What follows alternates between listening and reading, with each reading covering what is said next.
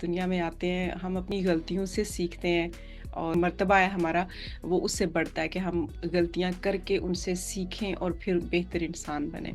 बच्चों के साथ एज़ अ पेरेंट और जो बच्चे हैं वो अपने पेरेंट्स के साथ थोड़ा जॉली रस्में इंसानों के लिए बनी थी, हम इंसानों ने अपनी सहूलत के लिए बनाई थी। आई विश कि वो ज़िंदा होती तो मैं उनको कहती कि अम्मी चलें आप साड़ी बाँधें दोबारा से, मुझे अपने पेरेंट्स को जज करने वाली क्या बात है।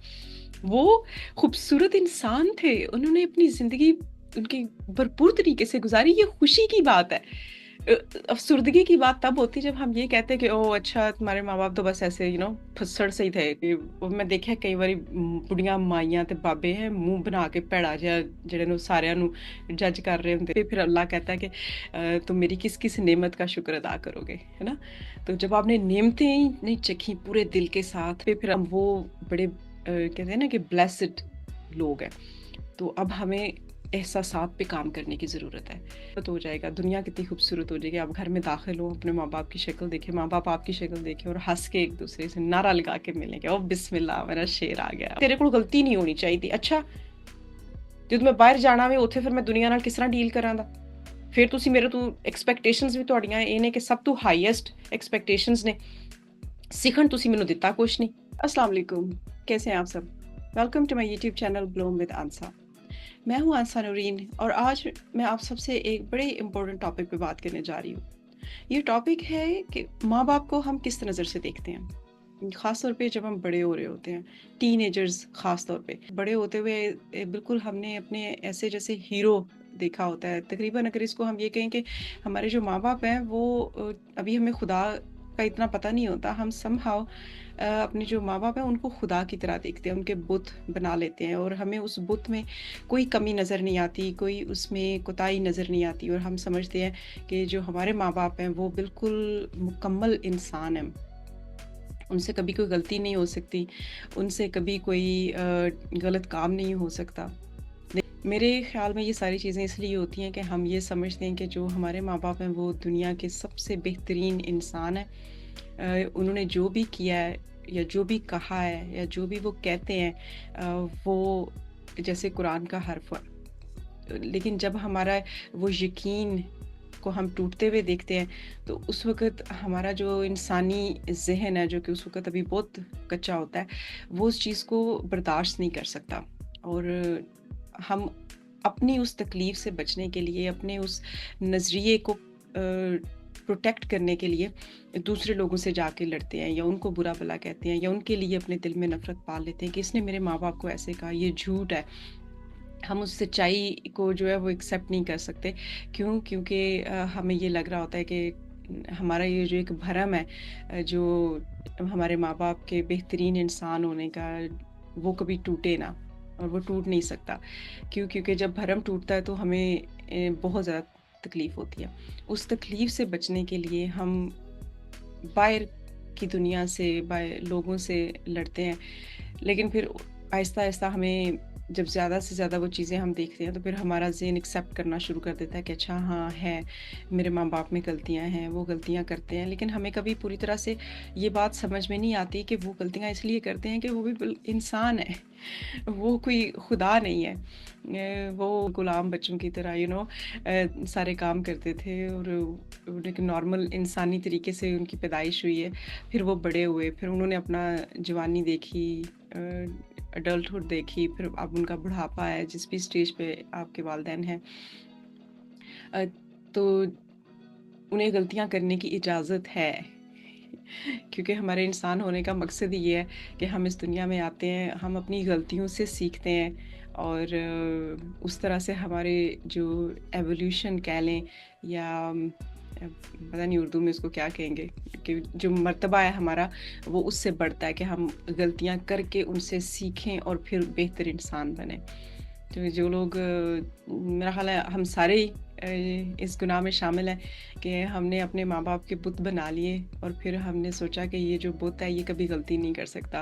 हम ये बात भूल गए कि हमारे माँ बाप जीते जागते इंसान हैं, उनके अंदर फीलिंग्स हैं, जज्बात हैं, वो एक सोच रखते हैं, उनको गुस्सा भी आ सकता है, उनसे गलतियाँ भी हो सकती हैं, वो खुश होते हैं, वो गमगीन होते हैं हमारी बातों पे भी, दूसरों की बातों पे भी, और कभी कोई बात भी ना हो तब भी ऐसे होता है।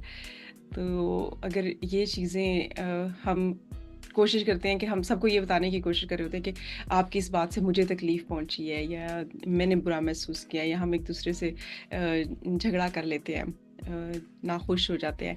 लेकिन वो चीज़ हम अपने माँ-बाप के बारे में क्यों भूल जाते हैं कि वो भी इंसान हैं, उनको भी गुस्सा आता है, वो भी गलतियाँ करते हैं, उन्होंने गलतियाँ की हैं, आगे भी करेंगे, ठीक है?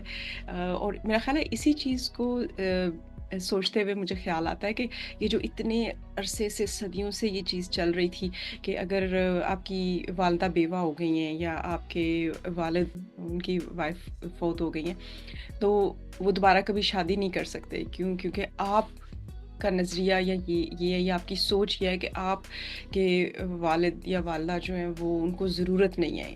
भई क्यों? क्या वो इंसान नहीं है? इस चीज़ को मेरा ख़्याल है बात करना ज़्यादा आसान है, लेकिन जब वो उसको एक्सेप्ट करने की बारी आती है, तो बहुत कम लोग ऐसे हैं जो कि उसको एक्सेप्ट कर सकते हैं। अगर वो कुछ करना भी चाहे, तो हमारी जो सोसाइटी है वो हमें नहीं करने देती, कि लोग कहना शुरू कर देते हैं कि अच्छा है तेरे माँ दी उम्र सी ब्याह करन दी, तेरे प्यो दी उम्र सी ब्याह करन दी, रह नहीं सकता। You know, all of that. भी क्यों क्यों रहे वो, वो इंसान है, अभी जिंदा है, जीता जागता है, उसकी उसके जो एहसासात है वो सारे जिंदा हैं। तो जानबूझ के जब एक अपॉर्चुनिटी भी है, ठीक है, मौके भी हैं, वसाइल भी हैं, अल्लाह ने हिम्मत भी दी है, तौफीक भी दी है, तो फिर क्यों वो जो है वो उस रास्ते पे चले जो कि एक गैर शरई, गैर इस्लामी और गैर फितरी, सबसे बढ़कर। आप किसी मज़हब को ना माने, आप किसी कल्चर को ना माने, लेकिन आप जो इंसान है वो सबकी फीलिंग्स एक जैसी होती हैं। ये मेरा ख़्याल है एक इतनी बड़ी बात है जो हम सारे इंसानों को कनेक्ट करने के लिए काफ़ी है। आपको कोई मज़हब का सहारा नहीं लेना पड़ता, आपको किसी रंग का, नस्ल का सहारा नहीं लेना पड़ता। अगर आप सिर्फ़ ये समझ जाएँ कि हम सब इंसान हैं और हम सब के अंदर फीलिंग्स हैं, हम सब की फीलिंग्स हर्ट होती हैं, हम खुश होते हैं, हम गमगीन होते हैं, और हमें एक साथी की ज़रूरत होती है। वो बेशक लड़ने के लिए क्यों ना हो, आर्ग्यू करने के लिए क्यों ना हो, लेकिन अच्छा लगता है जब हम किसी के साथ पूरे पैशन के साथ मोहब्बत करते हैं, या इवन लड़ाई भी करते हैं, या इन बिटवीन आप फैमिली इंस्टीट्यूशन लेके चल रहे होते हैं। तो अपने माँ-बाप को भी इस हक से महरूम ना करें। मुझे बड़ी खुशी होती है आजकल, हम देखते हैं कि अभी फ़लाँ सेलिब्रिटी है, उनके बेटे ने अपनी माँ की शादी करा दी, या 2 बेटे थे, उन्होंने अपनी वालिदा की शादी कराई। तो मेरा ख़्याल है ये होता है अवेयरनेस और कॉन्शियसनेस के नेक्स्ट लेवल पे, जब हम लोग तरक्की करके पहुँचते हैं, तो हम रियलिस्टिक हो जाते हैं। रियलिस्टिक होना मेरा ख़्याल है वो सबसे ज़्यादा ज़रूरी है, कि आप मिथ्स के पीछे, या जो बस ऐसे बनी-बनाई कहानियाँ हैं, या कहावतें हैं, या मुआशरे के उसूल जो बना लिए किसी वजह से, किसी जगह भी बने, किसी ने उनको क्वेश्चन ही नहीं किया, किसी ने सोचा ही नहीं कि क्या हमें इसकी ज़रूरत भी है कि नहीं। क्योंकि जो मुआशरे के उसूल हैं वो इंसानों के लिए होने चाहिए। इंसान उन उसूलों के लिए नहीं होने चाहिए कि इंसान अपना सैक्रिफाइस कर दे सिर्फ़ इसलिए कि मुआशरे की ये एक रस्म है, उसको ज़िंदा रखना है। रस्में इंसानों के लिए बनी थी, हम इंसानों ने अपनी सहूलत के लिए बनाई थी। तो अ, उनको बवक़्त क्वेश्चन करते रहना, उसको टटोलना, देखना कि क्या ये बहुत पुराना तो नहीं हो गया, बोसीदा तो नहीं हो गया ये रिवाज या ये रस्म, और इसमें अब हमें क्या चेंज करने की ज़रूरत है? किस तरह से हम अपनी ज़िंदगियों को मौसर और बेहतर बना सकते हैं इस रस्म को या इस रिवाज को चेंज करके? और मेरा ख़्याल है कि हम इसके एसेंस को नहीं समझते, इसी वजह से जैसे कह लें कि बड़े अरसे से हर कोई कहने की हद तक कहता है कि हम जहेज़ नहीं लेंगे, ठीक है? या हम अपनी बहू को ऐसे ट्रीट करेंगे अच्छे से, लेकिन वो हो नहीं पाता। क्यों नहीं हो पाता? क्योंकि आखिर में आ जाके हम मुआशरे के प्रेशर में आके और बगैर सोचे समझे उन्हीं रस्मों को जो है वो फॉलो करते जाते हैं कि ठीक है भई वो तो हो रहा है। जब आप बेटे की माँ होती हैं तो आपको क्या लगता है कि हाँ नहीं, मुझे तो जहेज़ बहू लेके आए, मेरी बहू ऐसी भी हो, दिखने में भी ऐसी हो, बोलचाल में ऐसी हो, फर्माबरदार भी इतनी हो, पढ़ी लिखी भी इतनी हो, आपके बेटे को ये भी करे, उसके लिए ये भी करे, खुश भी रखे, वगैरह वगैरह। लेकिन जब आप बेटी की माँ होती है तो फिर आप अलग तरीके से सोचते हैं। बहरहाल, going back to the previous point, मेरा कहने का मकसद ये था कि हम सबको इस चीज़ को समझने की اور میرا خیال ہے اکیلے بیٹھ کے سمجھنے کی پہلے ضرورت ہے، پھر اس کے بعد ہم باہر نکلیں اور اپنے دوستوں سے، اپنے رشتہ داروں سے، کزن سے، اپنے ہم عمر لوگوں سے، اور ایون کہ اسکول کالجز میں بھی یہ ڈسکشن ضرور کریں، بجائے یہ جو اسمال چیٹ ہم لوگ کر رہے ہوتے ہیں ہر وقت کہ کیا کھایا، کیا ہے، پکایا کیا ہے، کل کیا کھایا تھا، اب کیا کھانا ہے۔ ان چیزوں سے باہر نکلیں ذرا پلیز۔ زندگی جو ہے وہ کھانے سے بہت آگے کی چیز ہے۔ سوری میں اپنے آپ کو بہت ریپیٹ کرتی ہوں لیکن میں کیا کروں، ہر چیز ایک دوسرے سے کنیکٹڈ ہے کہ جب میں ایک چیز کی بات کرتی ہوں تو دوسری چیز آٹومیٹیکلی اس کے ساتھ کنیکٹڈ۔ ایسا نہیں ہو سکتا کہ اگر میں صرف ماں باپ کے اوپر ٹاپک پہ بات کرنا چاہ رہی تھی، جو کہ میرا مین مقصد یہی تھا، لیکن اب ہر چیز انٹر کنیکٹڈ ہے تو وہ ہو جاتی ہے بات۔ لیکن ہاں، تو بات ماں باپ پہ ہو رہی تھی کہ ماں باپ جو ہیں ان کو آپ انسان کی طرح سے دیکھیں، ٹھیک ہے، اور ہمیشہ اولاد بن کے مت دیکھیں، کیونکہ جب آپ تھوڑی ایک عمر تک بڑے ہو جاتے ہیں نا، پھر اپنے ماں باپ کو اپنے بچوں کی طرح ٹریٹ کرنا شروع کر دیں، ٹھیک ہے، اپنے دوستوں کی طرح اور بچوں کی طرح ٹریٹ کریں، کیونکہ وہ اب اتنے عرصے سے ماں باپ کا رول پلے کرتے کرتے ان کو بھی چینج کی ضرورت ہے، میرا خیال ہے۔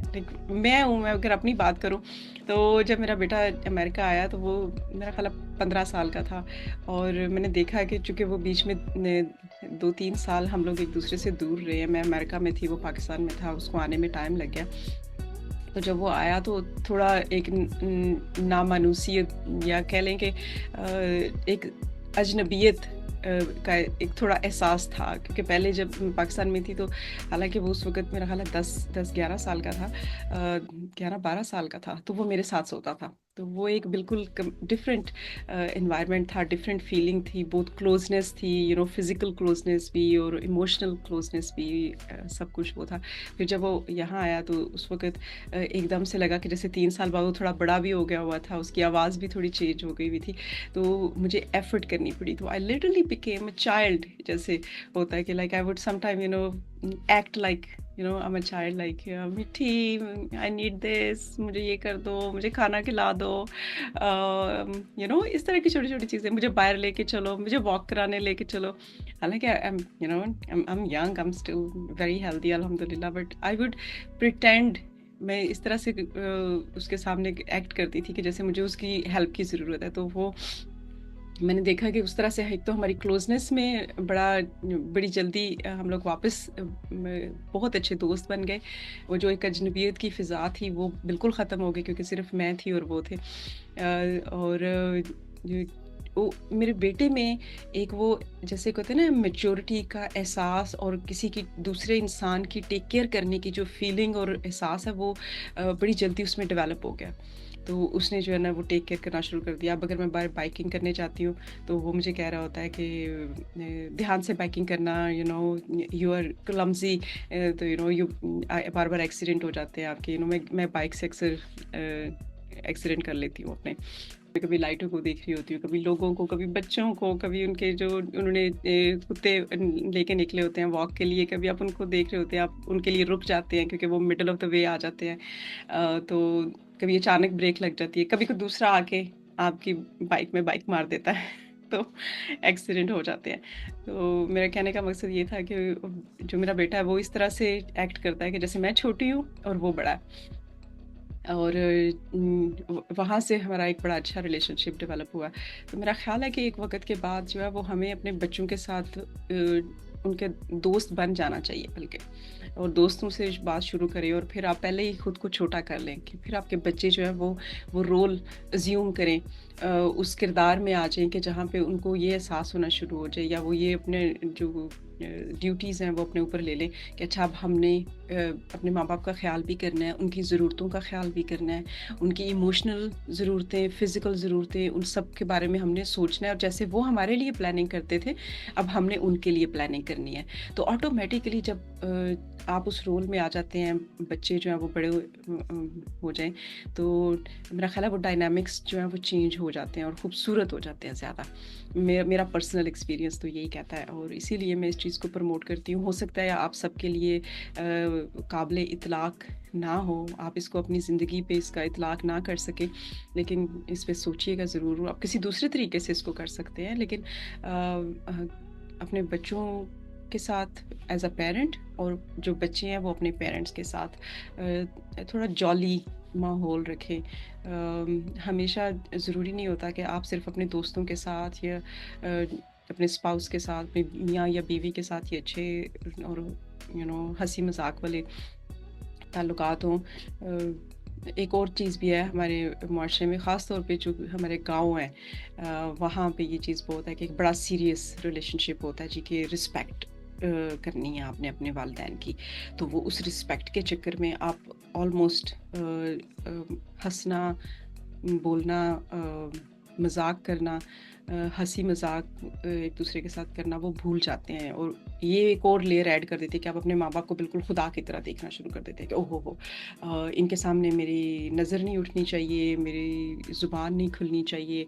और जब आप उनको वो उस लेवल की रिस्पेक्ट देते हैं, फिर आप उनसे एक्सपेक्ट भी यही करते हैं कि अब ये भी परफेक्ट होने चाहिए, इनसे गलती कोई नहीं होनी चाहिए। अ, तो ये यहाँ पे आके मेरा ख़्याल है ख़राबी शुरू होती है कि जब आप अपने माँ-बाप को उस तरह खुदा के रूप में देखते हैं, उनके बुत बना लेते हैं, और फिर बुत से कैसे गलती हो सकती है? तो अगर आपका वो बुत जो है वो गलती करेगा तो आपका यकीन उस पे से टूटता है। जब आपका यकीन टूटता है तो आपको तकलीफ़ होती है। जब आपको तकलीफ़ होती है तो उस तकलीफ़ में आप वापस उसी बुत को लान-तान फिर करना शुरू कर देते हैं।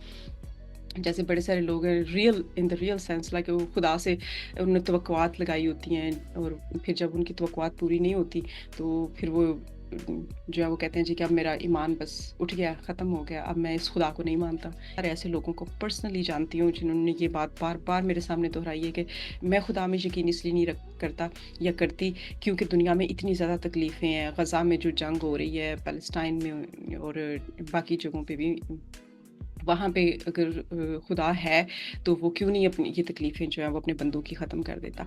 तो इसलिए मैं खुदा में यकीन नहीं रखता, क्योंकि उनका इनिशियली ये बचपन में उनको ये सिखाया गया था कि जो खुदा है वो आपको कभी दुःख नहीं पहुँचने देता, वो हमेशा आपके साथ है, वो आपकी टेक केयर करता है वग़ैरह-वग़ैरह। लेकिन उसके फिर हर एक की समझ का तरीका अपना होता है। लेकिन मेरा कहने का मकसद यहाँ पे ये है कि जब आपका वो खुदा पर से यकीन आपको लगता है कि खुदा वो नहीं कर पाया जो मैं चाहता था खुदा करे, तो आप उसका बिल्कुल उससे यकीनी हटा देते हैं। तो इसी तरह से होता है कि जब हम माँ-बाप को खुदा की तरह देखना शुरू कर देते हैं, उनके बुत बना लेते हैं, और फिर वो बुत में से जब हमें कोई नुक्स, कोई कमी-पेशी नज़र आती है, तो हम कम कहते हैं कि वो बुत टूट गया, और अब आप माँ-बाप को ब्लेम करते हैं हर बुरी चीज़ के लिए। हालाँकि हमारी अपनी समझ में नुक्स होता है, क्योंकि हम पूरा टाइम माँ-बाप ने भी या हमारे मुआशरे ने, हमारे स्कूल्स ने, वहाँ पे हमें कोई ऐसा शख़्स नहीं मिला जो हमें ज़िंदगी की गहराई से आशना करता, जो हमें ये बताता कि जो इंसान है वो सिर्फ़ ये जो जिस्मानी मख़लूक़ तुम्हें सामने नज़र आ रही है वो नहीं है, उसके पीछे बहुत बड़ी हकीकत है। ये तो कुछ भी नहीं है, ये तो मेरा ख़्याल है 0.1% भी नहीं है जो हम फ़िज़िकली नज़र आते हैं। हमारी सारी हकीकत जो है वो तो इसके पीछे छुपी हुई है।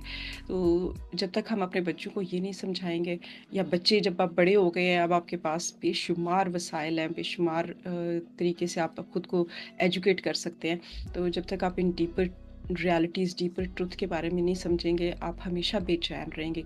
रिश्तों के मामले में भी और दूसरे हर हवाले से मेरा ख़्याल है इंसान जो है वो फिर परेशान और बेचैन रहता है। तो अपने माँ-बाप को इंसान की नज़र से देखें और उनको इंसान की तरह देखें। वो इंसान हैं, उनसे गलतियाँ होती हैं। हम ये समझते हैं कि नहीं, मैं तो जैसे मैंने अपने माँ-बाप को पहली दफ़ा अपनी होश में देखा, वो बस वैसे हैं, वैसे ही रहें, और उनसे गलती बिल्कुल नहीं हो, वो परफ़ेक्ट हों। हर वो स्टैंडर्ड दुनिया का जो कहा जाता है कि एक परफ़ेक्ट इंसान के लिए है, बना हुआ है, मेरे माँ-बाप उसमें फ़िट होते हों बस। और वो जो दूसरों ने स्टैंडर्ड्स बनाए हुए, उसपे उनकी अपनी कोई फीलिंग्स नहीं हो, कोई इमोशंस नहीं हो, कोई वो लाइफ के अंदर एंजॉय नहीं कर सकते, और गलती तो बिल्कुल भी नहीं कर सकते। तो ये बहुत अनफेयर है, ये ज़्यादती है अपने माँ-बाप के साथ और अपने साथ भी, ठीक है ना? कि आप फिर आपके माँ-बाप उस पैमाने पे पूरा उतरने के लिए सोचें कितनी सैक्रिफाइसेस करते हैं। वो अपनी ज़िंदगी बिल्कुल ख़त्म कर देते हैं। कुछ बेचारे जो बहुत यंग एज में उनके लाइफ पार्टनर्स की डेथ हो जाती है या डिवोर्स हो जाती है किसी वजह से, तो वो दोबारा शादी करने का सोचते ही नहीं है, सिर्फ इसलिए कि हमारे बच्चे क्या कहेंगे। लाइक सोचें ज़रा कि वो इस डर से अपनी ज़िंदगी जीना छोड़ देते हैं कि हमारे बच्चे क्या कहेंगे, और वो बच्चे जो हैं वो उस चीज़ का एहसास ही नहीं करते कि भई हाँ, हमारे माँ-बाप इंसान हैं और वो एक मुकम्मल ज़िंदगी गुज़ारने के लिए वो इस दुनिया में एक एक्सपीरियंस लेने आए हैं, एक ह्यूमन एक्सपीरियंस लेने के लिए आए हैं और हम उनके उस ह्यूमन एक्सपीरियंस के रास्ते में हायल हो रहे हैं, ठीक है? तो वो अपना जो ज़िंदगी है वो अधूरी और बेमानी किस्म की ज़िंदगी गुज़ार देते हैं। तो as children I would say कि आप इस पे गौर करें और सोचें कि सिर्फ़ इतनी इस बात से सिर्फ़ सोचना शुरू करें कि आपके माँ-बाप जो है ना, उनके बुत मत बनाएँ। उनको गलती करने का मार्जिन दें, वो गलती करते हैं, उनसे होनी चाहिए और आप उनको इतना कॉन्फिडेंस दें कि वो जो गलतियाँ करें वो आपके साथ शेयर कर सकें कि हाँ भई बेटा या बेटी, मेरे से ये गलती हुई थी और उसको मैंने इस तरह से देखा, ये इस वजह से गलती हुई थी, मुझे उस वक़्त ये बात पता नहीं थी, अब मुझे पता है और मैं तुम्हारे साथ शेयर कर रहा हूँ ओपनली, ताकि तुम भी इससे सीखो कि जब आप इस तरह से करते हैं तो ऐसा करने का ये नतीजा निकलता है। ये इसका थॉट प्रोसेस था मेरा और इस वजह से ये सारा काम हुआ है। लेकिन अब मैं सोचता हूँ या सोचती हूँ कि मुझे इसको अगर मैं ऐसे कर लेती तो शायद ये हो जाता या वैसे, तो फिर आप उसमें इनपुट देते हैं, बैक एंड फोर्थ, आपका रिलेशनशिप स्ट्रॉन्ग होता है और आपके माँ-बाप आपके बेहतरीन दोस्त बन जाते हैं। घर के अंदर जब आपको वो एक दोस्त का माहौल मिल जाए, कॉन्फिडेंस मिल जाए और एक ऐसा शख्स मिल जाए जिसके आप ऊपर मुकम्मल भरोसा कर सकें, सोचें उससे कितना दिली सुकून मिलता है आपको भी और आपके माँ-बाप को भी। जब आपको कोई प्रॉब्लम आएगी ज़िंदगी में, कोई मसला होगा जो आप सोच रहे हैं, कर नहीं पा रहे या कोई रुकावटें आ रही हैं, तो आप घर आके अपने माँ-बाप से ओपनली डिस्कस करें या आपने कोई बाहर गलती कर ली है, आप वो घर आके अपने माँ-बाप से शेयर कर सकते हैं, ठीक है? बजाय उसको छुपाने के। कोई आपको कभी ब्लैकमेल नहीं कर सकेगा, कभी आपको खौफ में नहीं जीना पड़ेगा कि अगर मेरे माँ-बाप को ये चीज़ पता लग गई तो फिर क्या होगा? क्योंकि आप समझते हैं इस बात को कि आप भी इंसान हैं, वो भी इंसान है। अब 2 इंसान एक-दूसरे से बात कर रहे हैं। ऐसा नहीं है कि वो मेरे माँ-बाप हैं, वो परफेक्ट है, उनको तो सब पता है, उन्होंने तो कभी गलती नहीं की, अब मैं अपनी गलती उनसे छुपाऊँ। तो ये एक बहुत बड़ा डिलेमा है हमारे मुआशरे का, जिसमें हर तरह से लोग जो हैं वो, बच्चियां ख़ास तौर पे बहुत ज़्यादा तकलीफ़ से गुज़रती हैं। बहुत बार उनके साथ अब्यूज़ होता है, उनके यू नो बहुत सारे मामलात ख़राब हो जाते हैं उनके, लेकिन चूँकि वो अपने माँ-बाप का उन्होंने बुत बनाए होते हैं कि मेरे माँ-बाप से ये गलती कभी नहीं हुई तो मेरे से भी नहीं होनी चाहिए थी, लेकिन अब इंसान है, हो गई है गलती, तो मैं बता नहीं सकती अपने माँ-बाप को, फिर उसकी वजह से अल्लाह ना करे बाहर कोई लड़का है जो उनको ब्लैकमेल कर रहा है, हल बेशक कुछ भी ना हो किसी के पास, अगर अगला सिर्फ ये कह दे कि मैं तुम्हारे माँ-बाप को बता दूँगा कि तुम्हारा मेरा अफ़ेयर था, तो लड़कियां जो हैं वो उस पे खुदकुशियाँ कर लेती हैं। क्यों? क्योंकि उनके साथ, उनके माँ-बाप के साथ उन्होंने वो एक कॉन्फिडेंस का रिलेशनशिप नहीं बनाया होता, जिसमें उनको ये पता हो कि जब मैं घर जाके बताऊँगी कि ये था, या शुरू से आपके माँ-बाप को पता हो कि आप किसी लड़के से बात कर रही हैं, which is normal, I think it's completely okay. देखिए, आपने आखिर में जाके इस मुआशरे में रहना है और ये मुआशरा मर्द और औरत दो जिन्सों से बना हुआ है।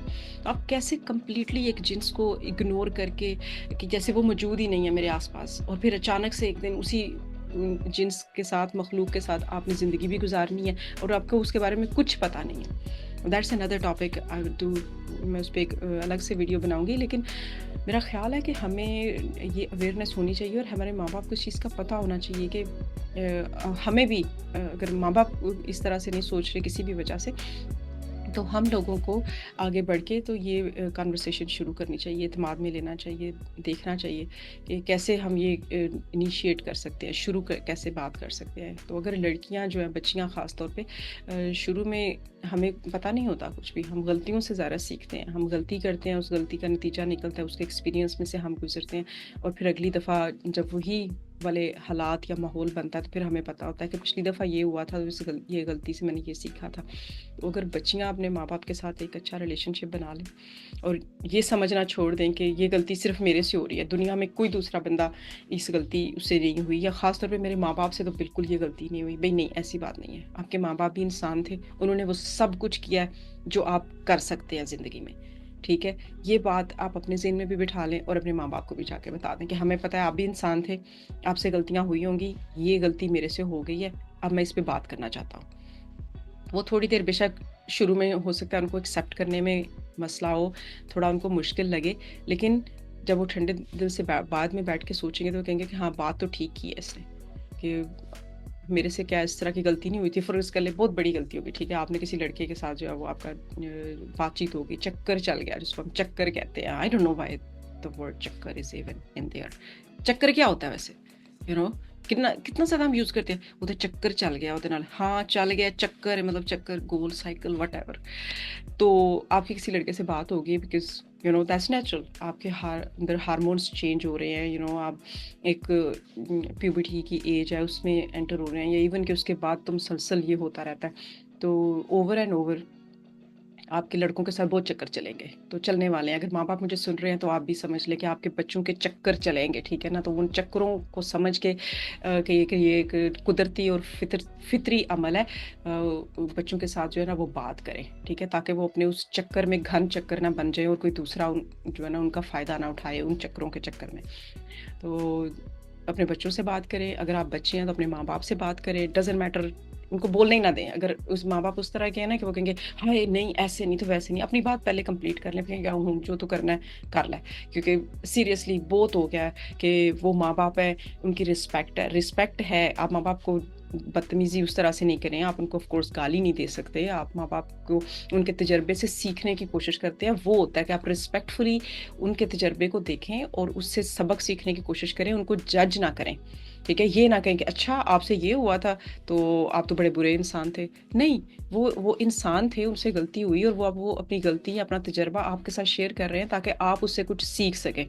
तो आप भी बंदे के पुत्र बने और उस तजर्बे से सीखने की नज़र से उसको देखें और उसको सोचें। अगर कोई दूसरा भी आपको बताता है कि आपके माँ बाप के बारे में, आपके माँ ये ने या बाप ने जब उनकी ये उम्र थी तो उन्होंने ऐसे किया था, आपको कि अच्छा और थोड़ा और मुझे बताओ ताकि मैं सीख सकूँ इस तजर्बे से। इस तरह से ना करके ओए तू मेरे माँ बाप के बारे च गल नहीं कर सकता, क्यों? वो भी इंसान थे, गलतियाँ की हैं उन्होंने, वो उनकी लाइफ का तजर्बा था। सम टाइम ऐसा होता है कि मैं बात कर रही होती हूँ लोगों से और वो बताते हैं जी कि हमारे माँ बाप ने हमारे साथ ये चीज़ शेयर की या उनके बारे में हमें ये चीज़ पता चली, तो वो बड़ी मज़ेदार बात होती है कि अच्छा मुझे तो पता ही नहीं था कि मेरी अम्मी इस तरह से थी, इतनी जॉली थी जैसे, और मेरे अब्बू इतने जिंदा दिल थे, वाह, मतलब मेरी अम्मी इतना अच्छा डांस करती थी, that is awesome, you know, that is great.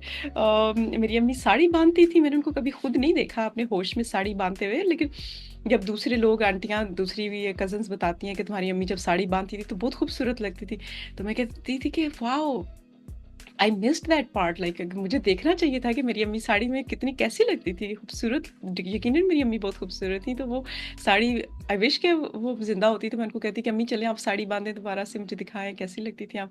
वो डांस बड़ा अच्छा करती थी, तो अब डांस करें या हम दोनों मिलके डांस करते हैं, राइट। जैसे आपके अब्बू होते तो वो कहते हैं जी कि आपके अब्बू के चक्कर थे, मैंने कहा अच्छा वाह, इसका मतलब हमारे अब्बू बड़े रोमांटिक थे।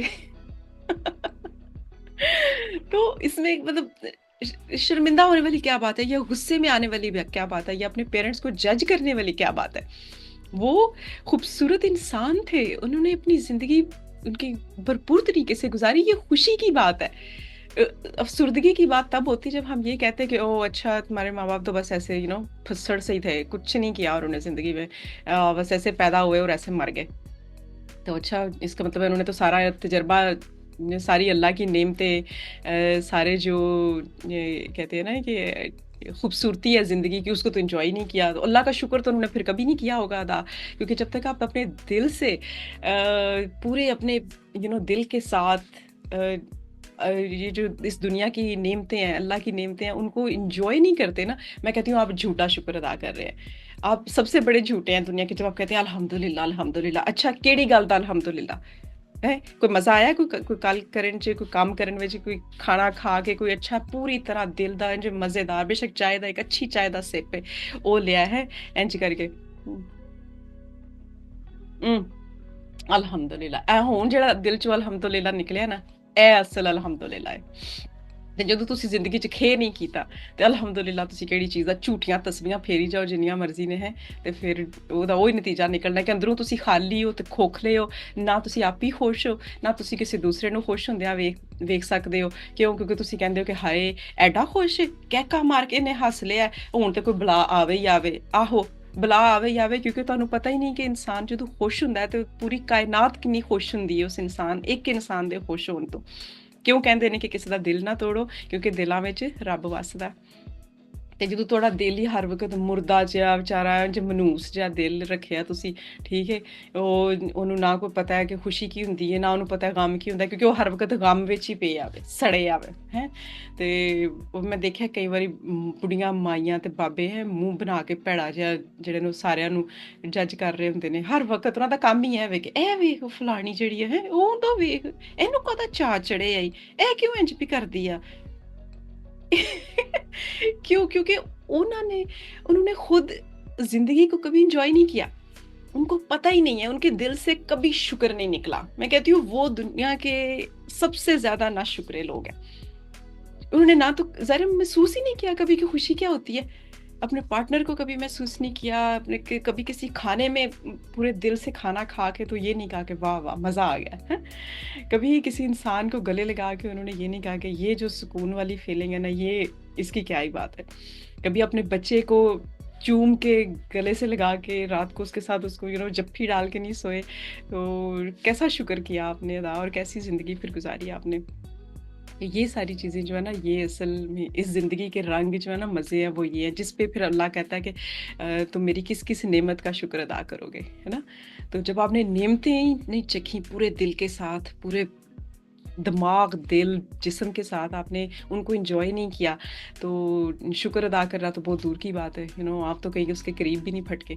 तो अगर आप वाकई कहते हैं कि हम वो शुक्र अदा करने वाले बंदे हैं अल्लाह के अच्छे, तो पहले तो नेमतों को उस तरह से एंजॉय करना शुरू करें। और रिश्ते जो है ये सबसे बड़ी नेमत होती है, आपका सबसे बड़ा रिज़्क जो है ये आपके खूबसूरत ताल्लुकात हैं, रिश्ते हैं। माँ बाप के का रिश्ता हो गया, बहन भाइयों का रिश्ता हो गया, जो फिर आपके दोस्त हैं लंबे अरसे से जो आपकी केयर करते हैं, आप उनकी केयर करते हैं। चाहे आप उनसे रोज़ फ़ोन पे बात ना भी करें, सालों बाद बात हो, लेकिन एक बात करके बंदे को मज़ा आता है कि हाँ, कभी लगता ही नहीं कि इतने सालों बाद बात हो रही है। वो आपका रिज़्क है, और उस रिज़्क को जब आप महसूस करते हैं, जब आप एक्सपीरियंस करते हैं, चखते हैं दिल के साथ, तो उस वक़्त जो आपके दिल से शुक्र का एहसास निकलता है, वो असल शुक्र वो होता है। बाकी सारा झूठा है। मैं हज भी कर आया, अल्लाह दा बड़ा शुक्र है। महसूस तू उस हज दे विच खे नहीं कीता, ते शुक्र तू केड़ी गल दा, झूठा मूंह दा शुक्र है, ज़ुबानी है।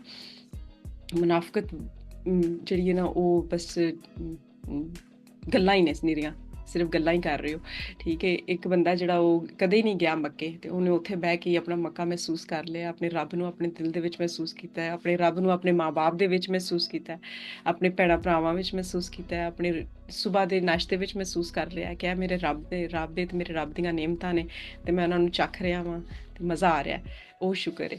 तो अपने माँ बाप के साथ ये वाला ताल्लुक कायम करें, एफर्ट करें। अगर वो नहीं करते, उसमें उनको शुरू में थोड़ा स्ट्रेंज लगे, क्योंकि उनको पता नहीं है कि ये कैसी फीलिंग होती है। उन्होंने अपने माँ बाप के साथ कभी वो फीलिंग एंजॉय नहीं की, उन्होंने अपने आसपास नहीं देखा हुआ लोगों को इस तरह से बिहेव करते हुए। लेकिन हम वो नस्ल है जो हम बेहतर समझते हैं चीज़ों को, हमारे पास वसाइल बेशुमार हैं। हमें कभी अल्लाह का शुक्र है, मेरा नहीं ख्याल आप सब में से जो भी सुन रहा है उसको कभी फ़िक्र करनी पड़ी हो कि रात की रोटी कहाँ से आएगी, या मैं सुबह का नाश्ता मेरा कहाँ से आएगा, ठीक है। तो हम वो बड़े कहते हैं ना कि ब्लेस्ड लोग हैं। तो अब हमें एहसासात पे काम करने की ज़रूरत है कि हम अपने एहसास के रिश्ते जो है उनको किस तरह से मजबूत करते हैं, अपने माँ बाप के साथ वो भी खुश हों। और जब हम उनसे बात करें, हम हर टॉपिक पे बात कर सकें। उनके पास अगर उस वक्त दोस्त नहीं है, उनके दोस्त उनसे दूर हैं या एक्सेस नहीं है उनकी, तो वो हमारे साथ वो सारी बातें, सारी खुशियाँ, अपने दिल के गुबार निकाल सकें, और हम अपने उनके साथ निकाल सकें। तो दोनों तरफ से दोनों रिश्ते में मिठास कितनी बढ़ जाएगी, और कितना मुकम्मल रिश्ता हो जाएगा, कितना खूबसूरत हो जाएगा, दुनिया कितनी खूबसूरत हो जाएगी। आप घर में दाखिल हो, अपने माँ बाप की शक्ल देखें, माँ बाप आपकी शक्ल देखें, और हंस के एक दूसरे से नारा लगा के मिलेंगे, ओ बिस्मिल्लाह मेरा शेर आ गया, ओ बिस्मिल्लाह मेरी ती आ गई है। और आप देखें कि 100 बिस्मिल्लाह, पूरे दिन के बाद मैंने अपनी माँ या बाप की शक्ल देखी, आके आप उनको ऐसे घुट के गले मिले और महसूस करें, और फिर उसके बाद बैठे और अपने दिन की बात करें जो आपने करनी है, खाने की बात करें, आगे ज़िंदगी के प्लान है वही डिस्कस करें, कोई मूवी इकट्ठी देख लें। मैं अपने बेटे के साथ हफ्ते में एक दफ़ा ज़रूर हमने कोई मूवी, कोई ड्रामा, कोई सीरियल छोटा-मोटा इकट्ठे ज़रूर देखना होता है, क्योंकि फिर हमने उस पे डिस्कस करना होता है कि अच्छा वो जो ऐसे हुआ था उसमें ड्रामे में या मूवी में वो क्या बात थी, वो उन्होंने कैसे किया था, ये वाली टेक्नोलॉजी तो बड़ी कमाल है, ये कैसे करते होंगे? और वो जो एडिटिंग है वो उसके बारे में एक दफ़ा मुझे याद है, अताउल्लाह खानिसा खेलवी की बेटी जो है वो यहाँ हॉलीवुड में ग्राफिक डिज़ाइनर हैं बहुत बड़ी। तो उन्होंने जेम्स बॉन्ड की मूवी में भी ग्राफिक डिज़ाइनिंग की थी, तो मैं अपने बेटे के साथ बड़े काफ़ी दफ़ा हमारी उस पे बात हुई कि वाह क्या बात है, देखो कैसे-कैसे हमारे हीरे लोग कहाँ से कहाँ हमारे आस-पास ही रह रहे हैं। तो प्रोग्रेस माशाल्लाह जो है और अचीवमेंट उनकी देख के, सुन के दिल को बड़ा अच्छा लगता है। और इस तरह की चीज़ें होती हैं जो आप डिस्कस करते हैं, ज़रूरी नहीं है कि आप हमेशा यही करने की कोशिश करें क्योंकि मैं माँ हूँ, तो मैं बड़ी हूँ, तो मुझे ज़्यादा पता है। नहीं, जो अब आगे चीज़ें आ रही हैं, वो हम दोनों मिल के अगर एक-दूसरे को एजुकेट करेंगे, उस पे बात करेंगे, तो मेरी नॉलेज बढ़ेगी और मैं उसको विज़डम दे रही होंगी क्योंकि मेरे पास अब विज़डम ज़्यादा है। हो सकता है जो ये कंटेम्परेरी नॉलेज है, मतलब जो मौजूदा दौर की नॉलेज है, आगे टेक्नोलॉजी में चीज़ें आ रही हैं, मीम्स हैं जैसे, मुझे मीम्स इतनी समझ में नहीं आती जैसे वो उसको समझ आती हैं। लाइक मुझे थोड़ा टाइम लगता है, अच्छा इस मीम का ये मतलब है, लेकिन उसका ये होता है कि वो ऐसे स्क्रॉल करता है, ऐसे देखता है तो समझ के बाद मैं कहती हूँ इतनी जल्दी तुमने देख कैसे लिया? कि तुम्हें कैसे समझ आ गया कि ये क्या लिखा हुआ है? कहता है क्योंकि मैं मीम जनरेशन है हम लोग। मुझे पता है कि ये मीम का क्या मतलब है, इसमें क्या बात हो रही है। तो I give a big laugh like wow okay nice, मुझे समझा रहा ज़रा वापस जाना ज़रा, और ये जो मीम है इसका मतलब मुझे अच्छी तरह से तसल्ली से समझाओ। फिर मैं हँसती हूँ उस पे जंगल के गधे की तरह। But I I enjoy it, like मुझे अच्छा लगता है, मैं नहीं फ़ील करती कि ओह अच्छा अब मैं कहूँ कि मैं तो ਵੱਡੀ ਆਂ, ਮੈਨੂੰ ਤਾਂ ਸਾਰਾ ਕੁਛ ਪਤਾ ਹੋਣਾ ਚਾਹੀਦਾ ਹੈ, ਵੀ ਕਿੰਝ ਪਤਾ ਹੋਣਾ ਚਾਹੀਦਾ, ਮੈਂ ਇਨਸਾਨ ਹਾਂ, ਠੀਕ ਹੈ ਨਾ? ਇਸੇ ਤਰ੍ਹਾਂ ਅਸੀਂ ਮਾਂ-ਬਾਪ ਵੀ ਇਹ ਸਮਝ ਲੈਂਦੇ ਹਾਂ ਕਈ ਵਾਰੀ ਕਿ ਉਹ ਬੱਚੇ ਨੂੰ ਕਿਧਰੇ ਇਹ ਨਾ ਪਤਾ ਲੱਗ ਜਾਏ ਕਿ ਮੈਨੂੰ ਇਹ ਨਹੀਂ ਆਉਂਦਾ। ਨਹੀਂ ਆਉਂਦਾ ਬਿਲਕੁਲ, ਕਿਉਂਕਿ ਮੈਨੂੰ ਕੁਛ ਹੋਰ ਜ਼ਿਆਦਾ ਆਉਂਦਾ ਹੈ। ਮੇਰੇ ਕੋਲ ਜ਼ਿੰਦਗੀ ਦਾ ਐਕਸਪੀਰੀਅੰਸ ਜ਼ਿਆਦਾ ਹੈ, ਠੀਕ ਹੈ? ਅਗਰ ਤੂੰ ਮੇਰੇ ਕੋਲ ਕੋਈ ਮਸ਼ਵਰਾ ਲਵੇਂ ਕਿਸੇ ਸਿਚੁਏਸ਼ਨ ਦੇ ਬਾਰੇ ਵਿੱਚ, ਰਿਸ਼ਤਿਆਂ ਦੇ ਬਾਰੇ ਵਿੱਚ ਜਾਂ ਕੁਛ ਹੋਰ, ਤੇ ਮੈਨੂੰ ਤੇਰੇ ਤੋਂ ਜ਼ਿਆਦਾ ਪਤਾ ਹੈ, ਠੀਕ ਹੈ? ਮੈਂ ਤੈਨੂੰ ਬਿਹਤਰ ਐਨਾਲਾਈਜ਼ ਕਰਕੇ ਚੀਜ਼ਾਂ ਦੱਸ ਸਕਦੀ ਹਾਂ, ਮੈਂ ਤੈਨੂੰ ਗਾਈਡ ਬਿਹਤਰ ਕਰ ਸਕਦੀ ਹਾਂ। ਅਗਰ ਤੂੰ ਕਿਧਰੇ ਕੁਛ ਮਿਸ ਕਰ ਰਿਹਾ ਤਾਂ ਮੈਂ ਤੈਨੂੰ ਦੱਸਾਂਗੀ ਕਿ ਬੇਟਾ ਇੰਝ ਚੀਜ਼ ਨਹੀਂ, ਇੰਝ ਮੇਰਾ ਖਿਆਲ ਹੋਣੀ ਚਾਹੀਦੀ ਸੀ, ਇੰਝ ਕਰ ਲਈਏ ਤਾਂ ਜ਼ਿਆਦਾ ਅੱਛਾ ਨਹੀਂ। ਔਰ ਤੈਨੂੰ ਜਿਹੜਾ ਵੇ ਉਹ ਮੌਜੂਦਾ ਦੌਰ ਦੀਆਂ ਜਿਹੜੀਆਂ ਐਡਵਾਂਸਮੈਂਟਸ ਹੋ ਰਹੀਆਂ ਨੇ, ਨਵੀਆਂ ਚੀਜ਼ਾਂ ਸਾਹਮਣੇ ਆ ਰਹੀਆਂ ਨੇ, ਤੇ ਇਹਨਾਂ ਨੂੰ ਉਹ ਜ਼ਿਆਦਾ ਪਤਾ ਤੇ ਅਸੀਂ ਦੋਵੇਂ ਇੱਕ ਦੂਸਰੇ ਨਾਲ ਨੌਲੇਜ ਸ਼ੇਅਰ ਕਰੀਏ ਤੇ ਬੱਲੇ ਬੱਲੇ ਹੋ ਜਾਂਦੀ ਹੈ ਫਿਰ। ਤੇ ਮਾਂ-ਬਾਪ ਨੂੰ ਵੀ ਔਰ ਬੱਚਿਆਂ ਨੂੰ ਵੀ ਇਹ ਚੀਜ਼ ਸਮਝਣੀ ਚਾਹੀਦੀ ਹੈ ਕਿ ਜ਼ਰੂਰੀ ਨਹੀਂ ਕਿ ਅਗਰ ਤੁਸੀਂ ਇਸ ਦੌਰ ਦੇ ਬੱਚੇ ਹੋ ਤੇ ਪਿਛਲੀ ਜਨਰੇਸ਼ਨ ਨਾਲ ਤੁਸੀਂ ਬਿਲਕੁਲ ਹੀ ਡਿਸਕਨੈਕਟ ਕਰ ਦੇਣਾ, ਤੇ ਐਸੇ ਵਜ੍ਹਾ ਤੋਂ ਫਿਰ ਪਤਾ ਹੈ ਉਹ ਵਿਜ਼ਡਮ ਦਾ ਇੱਕ ਗੈਪ ਆ ਰਿਹਾ ਬੱਚਿਆਂ ਦੇ ਵਿੱਚ। ਉਹ ਸਮਝ ਰਹੇ ਨੇ ਸੋਸ਼ਲ ਮੀਡੀਆ ਤੋਂ ਦੂਸਰੇ ਬੱਚਿਆਂ ਨੂੰ ਦੇਖ ਕੇ ਤੇ ਉਹ ਆਪਣੇ ਜੈਸੇ ਹੀ ਸਾਰੇ ਇੱਕ ਹੀ ਲੈਵਲ ਦੇ ਉੱਤੇ, ਇੱਕ ਹੀ ਮਾਈਂਡਸੈਟ ਦੇ ਉੱਤੇ ਉਹ ਕੰਮ ਕਰ ਰਹੇ ਨੇ ਕਿ ਅੱਛਾ ਉਹ ਜਿਹੜਾ ਪਿਛਲੀ ਜਨਰੇਸ਼ਨ ਦੀ ਵਿਜ਼ਡਮ ਸੀ ਉਹਨੂੰ ਇਨਕੋਰਪੋਰੇਟ ਹੀ ਨਹੀਂ ਕਰ ਰਹੇ।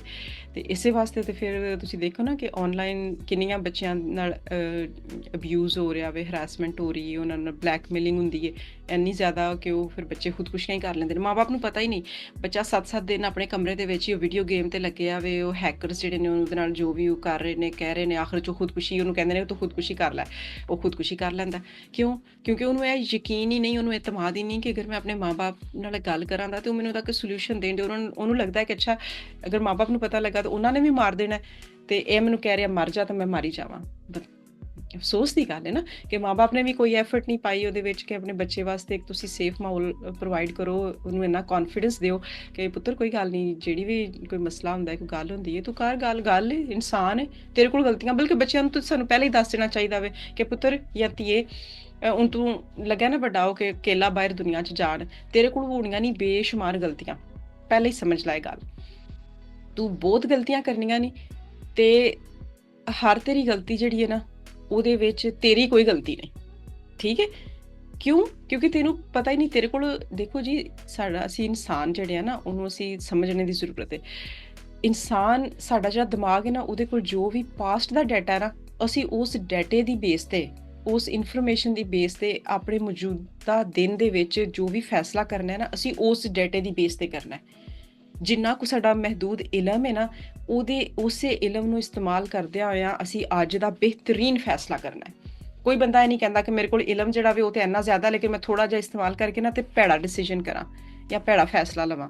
ਨਹੀਂ, ਅਸੀਂ ਆਪਣੀ ਤਰਫੋਂ ਪੂਰੀ ਕੋਸ਼ਿਸ਼ ਕਰੀਦੀ ਹੈ ਕਿ ਮੈਂ ਜਿਹੜਾ ਜਿੰਨੀ ਕੁ ਮੈਨੂੰ ਨੌਲੇਜ ਹੈ, ਜਿੰਨਾ ਕੁ ਮੈਨੂੰ ਪਤਾ ਹੋਵੇ, ਉਹਨੂੰ ਸਾਰੇ ਇਸ ਇਲਮ ਨੂੰ, ਨੌਲੇਜ ਨੂੰ ਇਸਤੇਮਾਲ ਕਰਦਿਆਂ ਹੋਇਆਂ ਅੱਜ ਦੇ ਇਸ ਲਮਹੇ ਦੇ ਵਿੱਚ ਬਿਹਤਰੀਨ ਫੈਸਲਾ ਮੈਂ ਕਰਨਾ ਹੈ, ਔਰ ਉਹ ਫੈਸਲਾ ਹੁੰਦਾ ਬਿਹਤਰੀਨ ਹੈ। ਬੇਸ਼ੱਕ ਤੁਸੀਂ ਵਾਪਸ ਮੁੜ ਕੇ ਦੇਖੋ, ਤੁਸੀਂ ਕਿੱਡਾ ਬੇਵਕੂਫੀ ਦਾ ਫੈਸਲਾ ਕੀਤਾ, ਮੈਂ ਸੋਚ ਕੀ ਰਿਹਾ ਸੀ ਉਸ ਟਾਈਮ, ਜਾਂ ਮੈਂ ਸੋਚ ਕੀ ਰਹੀ ਸਾਂ ਉਸ ਟਾਈਮ। ਨਹੀਂ, ਉਸ ਟਾਈਮ ਤੁਸੀਂ ਉਹੋ ਹੀ ਕਰ ਸਕਦੇ ਸੀ, ਤੁਸੀਂ ਆਪਣਾ ਬੈਸਟ ਕੀਤਾ ਹੈ ਉਸ ਵਕਤ ਦੇ ਵਿੱਚ, ਚਾਹੇ ਉਹ ਤੁਸੀਂ ਮਾਂ-ਬਾਪ ਹੋ, ਚਾਹੇ ਤੁਸੀਂ ਬੱਚੇ ਹੋ। ਫਿਰ ਜੂ ਤੁਸੀਂ ਵੱਡੇ ਹੋਏ ਤੇ ਕਿਸ ਤਰ੍ਹਾਂ ਤੁਹਾਨੂੰ ਪਤਾ ਲੱਗਾ ਕਿ ਉਹ ਫੈਸਲਾ ਗਲਤ ਸੀ? ਕਿਉਂਕਿ ਤੁਹਾਡੇ ਕੋਲ ਨੌਲੇਜ ਜ਼ਿਆਦਾ ਹੋ ਗਈ, ਤੁਹਾਡੇ ਬ੍ਰੇਨ ਦੀ ਕੈਪੈਸਿਟੀ ਵੱਧ ਗਈ, ਠੀਕ ਹੈ, ਤੁਹਾਡੇ ਕੋਲ ਇਲਮ ਜ਼ਿਆਦਾ ਆ ਗਿਆ। ਹੁਣ ਜਿਹੜਾ ਤੁਸੀਂ ਫੈਸਲਾ ਜ਼ਿੰਦਗੀ 'ਚ ਕਰੋ ਤੇ 10 ਸਾਲ ਬਾਅਦ ਉਹ ਫੈਸਲਾ ਅੱਜ ਦੇ ਹਿਸਾਬ ਨਾਲ ਬਿਹਤਰੀਨ ਫੈਸਲਾ ਹੋਏਗਾ, ਚਾਹੇ ਅਗਲੇ 10 ਸਾਲ ਬਾਅਦ ਤੁਹਾਨੂੰ ਲੱਗੇ ਕਿ ਇਹ ਵੀ ਬਕਵਾਸ ਹੀ ਸੀ। ਲੇਕਿਨ ਖੁਦ ਨੂੰ ਖੁਦ ਤੇ ਇਹ ਇਤਮਾਦ ਰੱਖੋ ਕਿ ਤੁਹਾਨੂੰ ਸਾਰੀ ਦੁਨੀਆ ਦਾ ਇਲਮ ਨਹੀਂ ਹੋ ਸਕਦਾ ਤੁਹਾਡੇ ਕੋਲ ਪੈਦਾ ਹੁੰਦਿਆਂ ਸਾਰੀ, ਠੀਕ ਹੈ। ਤੁਸੀਂ ਦੁਨੀਆ ਦੇ ਵਿੱਚੋਂ ਜੋ ਸਿੱਖਣਾ ਹੈ, ਤੁਹਾਡੇ ਦਿਮਾਗ ਦੇ ਵਿੱਚ ਜਿੰਨਾ ਡਾਟਾ ਆਉਣਾ ਵੇ, ਜਿੰਨੀ ਇਨਫੋਰਮੇਸ਼ਨ ਆਉਣੀ ਹੈ, ਉਸ ਇਨਫੋਰਮੇਸ਼ਨ ਦੇ ਹਿਸਾਬ ਨਾਲ ਤੁਸੀਂ ਡਿਸੀਜਨ ਕਰਨੇ ਨੇ, ਔਰ ਉਹ ਡਿਸੀਜਨ ਰੈਟਰੋਸਪੈਕਟ ਵਿੱਚ, ਮੇਰਾ ਮਤਲਬ ਹੈ ਜਦੋਂ ਤੁਸੀਂ ਪਿੱਛਾ ਮੁੜ ਕੇ ਦੇਖੋਗੇ ਤਾਂ ਤੁਹਾਨੂੰ ਹਮੇਸ਼ਾ ਲੱਗੇਗਾ ਕੋਈ ਨਾ ਕੋਈ ਕਮੀ ਰਹਿ ਜਾਂਦੀ ਹੈ ਕਿ ਉਹ ਅੱਛਾ ਇਹ ਇੰਜ ਨਹੀਂ ਇੰਜ ਹੋ ਜਾਂਦਾ ਨਾ, ਤੇ ਮੈਂ ਉਹ ਜ਼ਿਆਦਾ ਬਿਹਤਰ ਕਰ ਲੈਂਦਾ ਸੀ। ਜਿਵੇਂ ਉਹ ਖਿਲਾੜੀ ਵੀ ਹੈ ਤੇ ਮੈਦਾਨ ਦੇ ਵਿੱਚ ਉਹ ਕਹਿੰਦਾ ਕਿ ਮੈਨੂੰ ਪਤਾ ਮੈਂ ਗਲਤੀ ਕਿੱਥੇ ਕੀਤੀ ਸੀ, ਜੇ ਮੈਂ ਕਿੱਕ ਇੱਧਰ ਦੀ ਨਹੀਂ ਉੱਧਰ ਦੀ ਮਾਰਦਾ ਤੇ ਉਹ ਇੰਜ ਹੋ ਜਾਣਾ ਸੀ। ਲੇਕਿਨ ਬਈ ਕਾਕਾ, ਜੋ ਉਸ ਵਕਤ ਤੂੰ ਡਿਸੀਜਨ ਲਿਆ ਸੀ, ਜਿਹੜੀ ਕਿੱਕ ਤੂੰ ਉਸ ਵਕਤ ਮਾਰੀ ਸੀ, ਉਹ ਉਦੋਂ ਦੇ ਤਜਰਬੇ ਦੇ ਹਿਸਾਬ ਨਾਲ ਤੇਰੀ ਬਿਹਤਰੀਨ ਕਿੱਕ ਸੀ। ਹੁਣ ਆਪਣੇ ਆਪ ਨੂੰ ਕਿੱਕਾ ਨਾ ਮਾਰ ਉਸ ਗੱਲ ਦੀ ਸੋਚ ਕੇ, ਕਿਉਂਕਿ ਅਗਲੀ ਵਾਰੀ ਜਦੋਂ ਆਏਗੀ ਤੇ ਫਿਰ ਤੂੰ ਅੱਛੀ ਕਿੱਕ ਮਾਰ ਲਈ। ਇਹ ਚੀਜ਼ਾਂ ਅਸੀਂ ਅਗਰ ਆਪਣੇ ਬੱਚਿਆਂ ਨੂੰ ਸ਼ੁਰੂ ਤੋਂ ਦੱਸ ਦਈਏ ਨਾ ਕਿ ਬੇਟਾ ਨਾ ਤੂੰ ਪਰਫੈਕਟ ਹੈ ਤੇ ਨਾ ਮੈਂ ਪਰਫੈਕਟ ਹਾਂ, ਇਹ ਮੇਰੇ ਜ਼ਿੰਦਗੀ ਜਬ ਤੱਕ ਬਾਕੀ ਹੈ ਨਾ, ਮੈਂ ਬਹੁਤ ਗਲਤੀਆਂ ਕਰਨੀਆਂ ਨੇ, ਤੇ ਪਲੀਜ਼ ਤੂੰ ਇਹਨੂੰ ਸਮਝ ਲੈ। ਔਰ ਤੂੰ ਤੇ ਇਹ ਪੈਦਾ ਹੋਇਆ ਇਸ ਦੁਨੀਆ 'ਚ ਆਇਆ, ਤੂੰ ਤੇ ਬੇਸ਼ੁਮਾਰ ਗਲਤੀਆਂ ਕਰਨੀਆਂ ਨੇ, ਆਪਣੀ ਹਰ ਗਲਤੀ ਨੂੰ ਐਕਸੈਪਟ ਕਰੀ, ਕਿਉਂਕਿ ਇਹ ਤੇਰਾ ਇੱਕ ਇਨਸਾਨੀ ਪ੍ਰੋਸੈਸ ਹੈ। ਤੇ ਉਸ ਗਲਤੀ ਦੇ ਉੱਤੇ ਹਰ ਦਫਾ ਆਪਣੇ ਆਪ ਨੂੰ ਜਿਹੜਾ ਵੇ ਨਾ ਉਹ ਬਲੇਮ ਨਾ ਕਰੀ, ਮਿਜ਼ਰੇਬਲ ਨਾ ਹੋ ਜਾਈ, ਬਲਕਿ ਉਹ ਜਿਹੜੀ ਗਲਤੀ ਹੈ ਉਹ ਤੇਰਾ ਸਟੈਪਿੰਗ ਸਟੋਨ ਹੈ, ਉਹ ਸੀੜੀ ਦਾ ਅਗਲਾ ਡੰਡਾ ਹੈ। ਉਸ ਗਲਤੀ ਦੇ ਉੱਤੇ ਖੜੇ ਹੋ ਕੇ ਤੇ ਤੂੰ ਅਗਲੇ ਜਿਹੜੀ ਚੀਜ਼ ਹੈ ਉਸ ਦੇ ਵਿੱਚ ਬਿਹਤਰ ਪਰਫਾਰਮ ਕਰਨਾ ਹੈ। ਤੇ ਜਦੋਂ ਅਸੀਂ ਮਾਂ-ਬਾਪ ਹੀ ਪਹਿਲੇ ਬੱਚਿਆਂ ਨੂੰ ਕਹਿ ਦਿਆਂਗੇ ਕਿ ਤੇਰੇ ਕੋਲ ਗਲਤੀ ਨਹੀਂ ਹੋਣੀ ਚਾਹੀਦੀ, ਤੇ ਇਹਨਾਂ ਦੇ ਜ਼ਿਹਨ ਦੇ ਵਿੱਚ ਇਹ ਚੀਜ਼ ਪਾ ਦਿੰਦੇ ਆ ਕਿ ਗਲਤੀ ਕਰਨਾ ਗਲਤ ਗੱਲ ਹੈ। ਹਾਲਾਂਕਿ ਅੱਜ ਤੱਕ ਜਿਹੜੇ ਪੈਗੰਬਰ ਨੇ, ਅੱਲਾ ਦੇ ਰਸੂਲ, ਨਬੀ ਗੁਜ਼ਰੇ ਨੇ, ਉਹਨਾਂ ਸਭ ਨੇ ਗਲਤੀਆਂ ਕੀਤੀਆਂ। ਦੇਖੋ ਤੁਸੀਂ, ਅੱਲਾ ਖੁਦ ਸਾਨੂੰ ਦੱਸਦਾ ਵੇ, ਕੁਰਾਨ ਪਾਕ 'ਚ ਵੀ ਦੱਸਦਾ ਵੇ, ਜਿਹੜੀਆਂ ਬਾਕੀ ਮਜ਼ਹਬੀ ਕਿਤਾਬਾਂ ਨੇ ਉਹਦੇ ਵਿੱਚ ਵੀ ਸਾਨੂੰ ਇਹੀ ਪਤਾ ਲੱਗਦਾ ਕਿ ਪੈਗੰਬਰਾਂ ਨੇ ਵੀ ਗਲਤੀਆਂ ਕੀਤੀਆਂ, ਠੀਕ ਹੈ। ਤੇ ਅਸੀਂ ਕਿਸ ਤਰ੍ਹਾਂ ਆਪਣੇ ਆਪ ਨੂੰ ਕਹਿ ਸਕਦੇ ਹਾਂ ਨਾਉਜ਼ ਬਿਲਾ, ਫਿਰ ਤੁਸੀਂ ਇਹਦਾ ਮਤਲਬ ਹੈ ਆਪਣੇ ਆਪ ਨੂੰ ਕੰਸੀਡਰ ਕਰਦੇ ਹੋ ਪੈਗੰਬਰਾਂ ਤੋਂ ਵੀ ਉੱਤੇ। ਤੇ ਅਗਰ ਮਜ਼ਹਬੀ ਨਜ਼ਰ ਨਾਲ ਵੀ ਦੇਖੋ, ਮੈਂ ਮਜ਼ਹਬ ਨੂੰ ਜ਼ਿਆਦਾ ਇਹਨਾਂ ਚੀਜ਼ਾਂ ਦੇ ਵਿੱਚ ਇਨਵੋਲਵ ਨਹੀਂ ਕਰਦੀ, ਕਿਉਂਕਿ ਹਰ ਇੱਕ ਦੇ ਆਪਣੇ ਨਜ਼ਰੀਆਤ ਹੁੰਦੇ ਨੇ। ਤੇ ਲੇਕਿਨ ਅਗਰ ਤੁਸੀਂ ਆਪਣੇ ਆਪ ਨੂੰ ਉਸ ਨਜ਼ਰ ਨਾਲ ਵੀ ਦੇਖੋ ਤੇ ਫਿਰ ਤੁਸੀਂ ਇਹ ਹੀ ਆਪਣੇ ਬੱਚਿਆਂ ਨੂੰ ਸਿਖਾ ਰਹੇ ਹੋ ਕਿ ਪਹਿਲੀ ਗੱਲ ਤੇ ਆਵੇ ਕਿ ਮੈਂ ਪਰਫੈਕਟ ਸਾਂ, ਠੀਕ ਹੈ, ਮੈਂ ਕੋਈ ਗਲਤੀ ਨਹੀਂ ਕੀਤੀ, ਅੱਗੋਂ ਤੂੰ ਵੀ ਕੋਈ ਗਲਤੀ ਨਹੀਂ ਕਰਨੀ। ਜਦੋਂ ਤੁਸੀਂ ਬੱਚੇ ਦੇ ਜ਼ਿਹਨ 'ਚ ਇਹ ਪਾਉਂਦੇ ਹੋ ਤੇ ਫਿਰ ਹਰ ਦਫਾ ਜਦੋਂ ਉਹਦੇ ਕੋਲ ਗਲਤੀ ਹੋ ਜਾਂਦੀ ਹੈ, ਜੋ ਕਿ ਹੋਣੀ ਹੀ ਹੋਣੀ ਹੈ, ਇਨਸਾਨ ਗਲਤੀ ਤੋਂ ਬਗੈਰ ਤੇ ਉਹਦਾ ਵਜੂਦ ਹੀ ਕੋਈ ਨਹੀਂ। ਤੇ ਫਿਰ ਜਦੋਂ ਉਹਦੇ ਕੋਲ ਗਲਤੀ ਹੁੰਦੀ ਹੈ ਤੇ ਉਹ ਕਹਿੰਦਾ ਕਿ ਅੱਛਾ ਮਾਂ-ਬਾਪ ਨੇ ਕਿਹਾ ਸੀ ਗਲਤੀ ਨਹੀਂ ਹੋਣੀ ਚਾਹੀਦੀ, ਉਹ ਹੋ ਗਈ ਹੈ, ਹੁਣ ਇਹਨੂੰ ਗਲਤੀ ਨੂੰ ਛੁਪਾਓ। ਇਸ ਗਲਤੀ ਨੂੰ ਛੁਪਾਉਣ ਵਾਸਤੇ ਭਾਵੇਂ ਮੈਨੂੰ ਆਪਣੇ ਆਪ ਨੂੰ ਮਾਰਨਾ ਪਵੇ ਨਾ, ਮੈਂ ਮਰ ਜਾਵਾਂ, ਲੇਕਿਨ ਮੈਂ ਇਹ ਗਲਤੀ ਲੈ ਕੇ ਤੇ ਆਪਣੇ ਮਾਂ-ਬਾਪ ਨੂੰ ਆਪਣਾ ਮੂੰਹ ਨਹੀਂ ਵਿਖਾ ਸਕਦਾ। ਤੇ ਉੱਥੋਂ ਫਿਰ ਮਾਂ-ਬਾਪ ਦੇ ਔਰ ਬੱਚਿਆਂ ਦੇ ਦਰਮਿਆਨ ਦਰਾੜਾਂ ਪੈਦਾ ਹੋ ਜਾਂਦੀਆਂ ਨੇ। ਫਿਰ ਤੁਸੀਂ ਉਸੇ ਬੱਚੇ ਜਿਹੜੇ ਨੇ ਉਸੇ ਮਾਈਂਡਸੈਟ ਦੇ ਨਾਲ ਮਾਂ-ਬਾਪ ਨੂੰ ਵੀ ਦੇਖਣਾ ਸ਼ੁਰੂ ਕਰ ਦਿੰਦੇ ਨੇ ਕਿ ਇਹਨੇ ਮੈਨੂੰ ਕਿਹਾ ਸੀ ਗਲਤੀ ਨਹੀਂ ਹੋਣੀ ਚਾਹੀਦੀ, ਇਹਦਾ ਮਤਲਬ ਹੈ ਇਹਦੇ ਕੋਲ ਤੇ ਕੋਈ ਗਲਤੀ ਨਹੀਂ ਹੋਈ। ਲੇਕਿਨ ਜਦੋਂ ਫਿਰ ਉਹਨਾਂ ਨੂੰ ਪਤਾ ਲੱਗਦਾ ਕਿ ਅੱਛਾ ਮਾਂ-ਬਾਪ ਕੋਲ ਗਲਤੀਆਂ ਹੋਈਆਂ ਸਨ, ਫਿਰ ਉਹ ਕਹਿੰਦੇ ਨੇ ਤੇ ਝੂਠੇ ਦਗਾਬਾਜ਼ ਨੇ, ਇਹ ਤਾਂ ਸਾਡੇ ਨਾਲ ਝੂਠ ਬੋਲਦੇ ਆਏ ਨੇ ਸਾਰੀ ਜ਼ਿੰਦਗੀ ਦੇ, ਵੇਖੋ ਗਲਤੀਆਂ ਕਰਦੇ ਨੇ ਪਏ। ਨਾ ਸਿਰਫ ਉਹ ਤੁਹਾਡੀਆਂ ਪਾਸਟ ਦੀਆਂ ਗਲਤੀਆਂ ਤੁਹਾਨੂੰ ਫਿਰ ਗਿਣਵਾਉਂਦੇ ਨੇ, ਤੁਹਾਡੇ ਨਾਲ ਨਫ਼ਰਤ ਕਰਦੇ ਨੇ, ਬਲਕਿ ਉਹ ਫਿਊਚਰ 'ਚ ਤੁਹਾਨੂੰ ਗਲਤੀ ਕਰਨ ਦੀ ਗੁੰਜਾਇਸ਼ ਵੀ ਨਹੀਂ ਦਿੰਦੇ। ਉਹ ਕਹਿੰਦੇ ਨੇ ਤੂੰ ਮੈਨੂੰ ਕਿਹਾ ਸੀ ਕਿ ਗਲਤੀ ਨਹੀਂ ਹੋਣੀ ਚਾਹੀਦੀ, ਹੁਣ ਤੂੰ ਵੀ ਗਲਤੀ ਨਹੀਂ ਕਰਨੀ। ਅਗਰ ਤੇਰੀ ਬੀਵੀ ਮਰ ਗਈ ਹੈ, ਤੇਰਾ ਬੰਦਾ ਮਰ ਗਿਆ, ਤੂੰ ਵਿਆਹ ਵੀ ਨਹੀਂ ਕਰਨਾ ਦੂਸਰਾ, ਠੀਕ ਹੈ, ਤੂੰ ਇੱਕ ਖਾਸ ਹੁਲੀਏ ਦੇ ਵਿੱਚ ਰਹਿਣਾ ਮੈਂ, ਤੂੰ ਇੰਜ ਕਰਕੇ ਨਾ ਆਪਣੀ ਬਸ ਜ਼ਿੰਦਗੀ ਹੁਣ ਦਰਵੇਸ਼ੀ 'ਚ ਗੁਜ਼ਾਰ। ਜਾਂ ਹੋ ਸਕਦਾ ਦਰਵੇਸ਼ੀ ਕੁਛ ਲੋਕਾਂ ਵਾਸਤੇ ਬੜੀ ਅੱਛੀ ਗੱਲ ਹੋਵੇ, ਠੀਕ ਹੈ, ਕੋਈ ਐਸਾ ਮਸਲਾ ਨਹੀਂ, ਮੈਂ ਸਿਰਫ ਇੱਕ ਐਗਜ਼ਾਮਪਲ ਦੇ ਰਹੀ ਹਾਂ ਜੋ ਕਿ ਅੱਜ ਕੱਲ੍ਹ ਦੇ ਮੁਆਸ਼ਰੇ ਦੇ ਹਿਸਾਬ ਨਾਲ ਮੈਂ ਚੀਜ਼ਾਂ ਦੇਖ ਰਹੀ ਹਾਂ।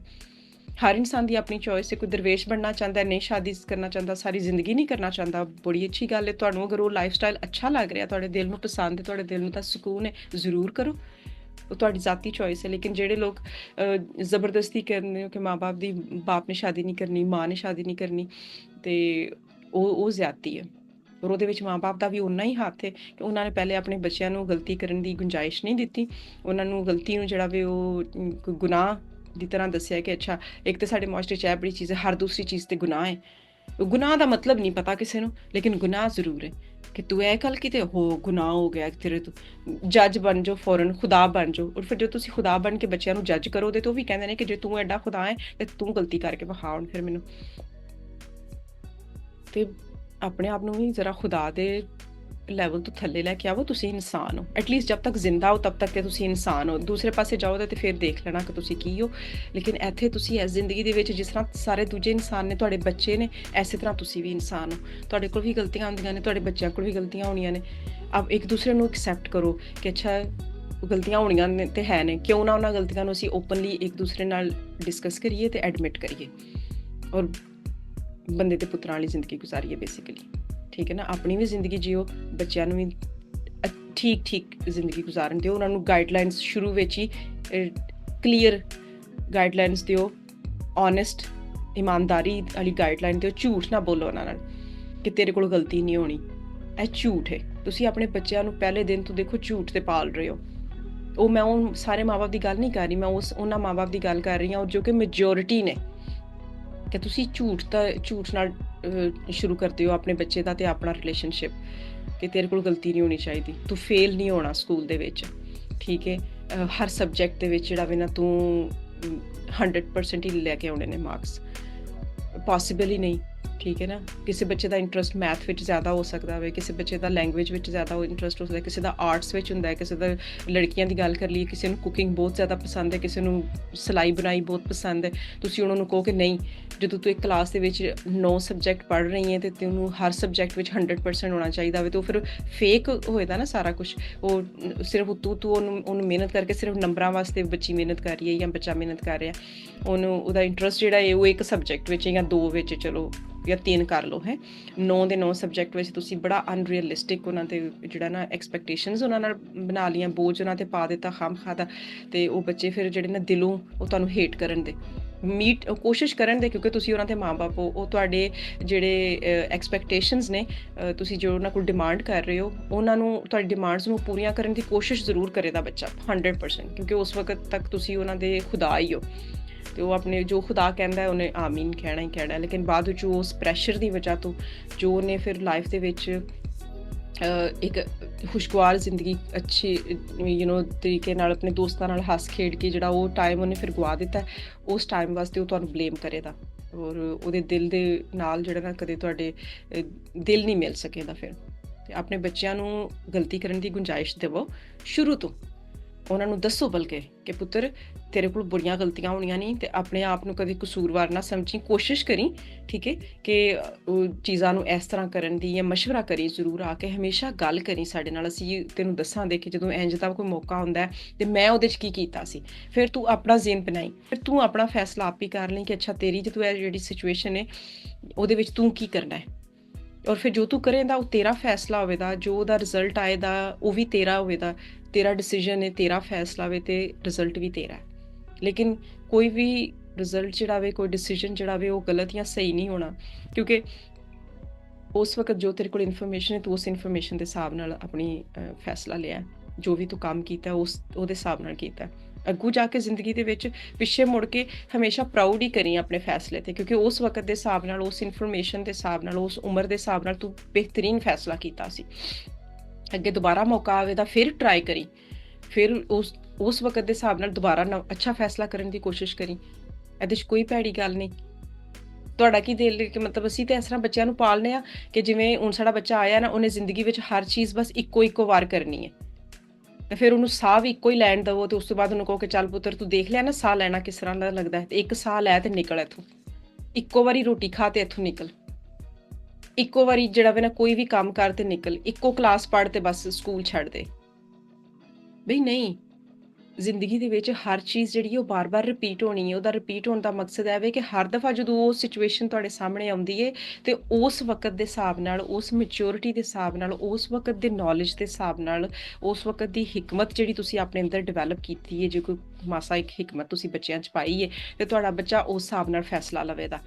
ਔਰ ਦੂਸਰਾ, ਬੱਚਿਆਂ ਨੂੰ ਮਾਲੀ ਹਿਸਾਬ ਨਾਲ ਜੱਜ ਕਰਨਾ ਵੀ ਛੱਡ ਦਿਓ ਕਿ ਉਹ ਅੱਛਾ ਫਲਾਣੇ ਦਾ ਬੱਚਾ ਜਿਹੜਾ ਇੰਨੇ ਪੈਸੇ ਕਮਾ ਰਿਹਾ ਅਤੇ ਉਹ ਬਹੁਤ ਵਧੀਆ। ਤੁਸੀਂ ਆਪਣੇ ਬੱਚੇ ਦਾ ਮੋਰਾਲ ਡਾਊਨ ਕਰ ਦਿਓ। ਹੋ ਸਕਦਾ ਤੁਹਾਡਾ ਬੱਚਾ ਬਹੁਤ ਜ਼ਿਆਦਾ ਸਪਿਰਿਚੁਅਲ ਲੈਵਲ ਦੇ ਉੱਤੇ, ਰੂਹਾਨੀ ਤੌਰ 'ਤੇ ਤੁਹਾਡਾ ਬੱਚਾ ਦੂਸਰਿਆਂ ਸਾਰਿਆਂ ਬੱਚਿਆਂ ਨਾਲ ਬਹੁਤ ਅੱਗੇ ਹੋਵੇ।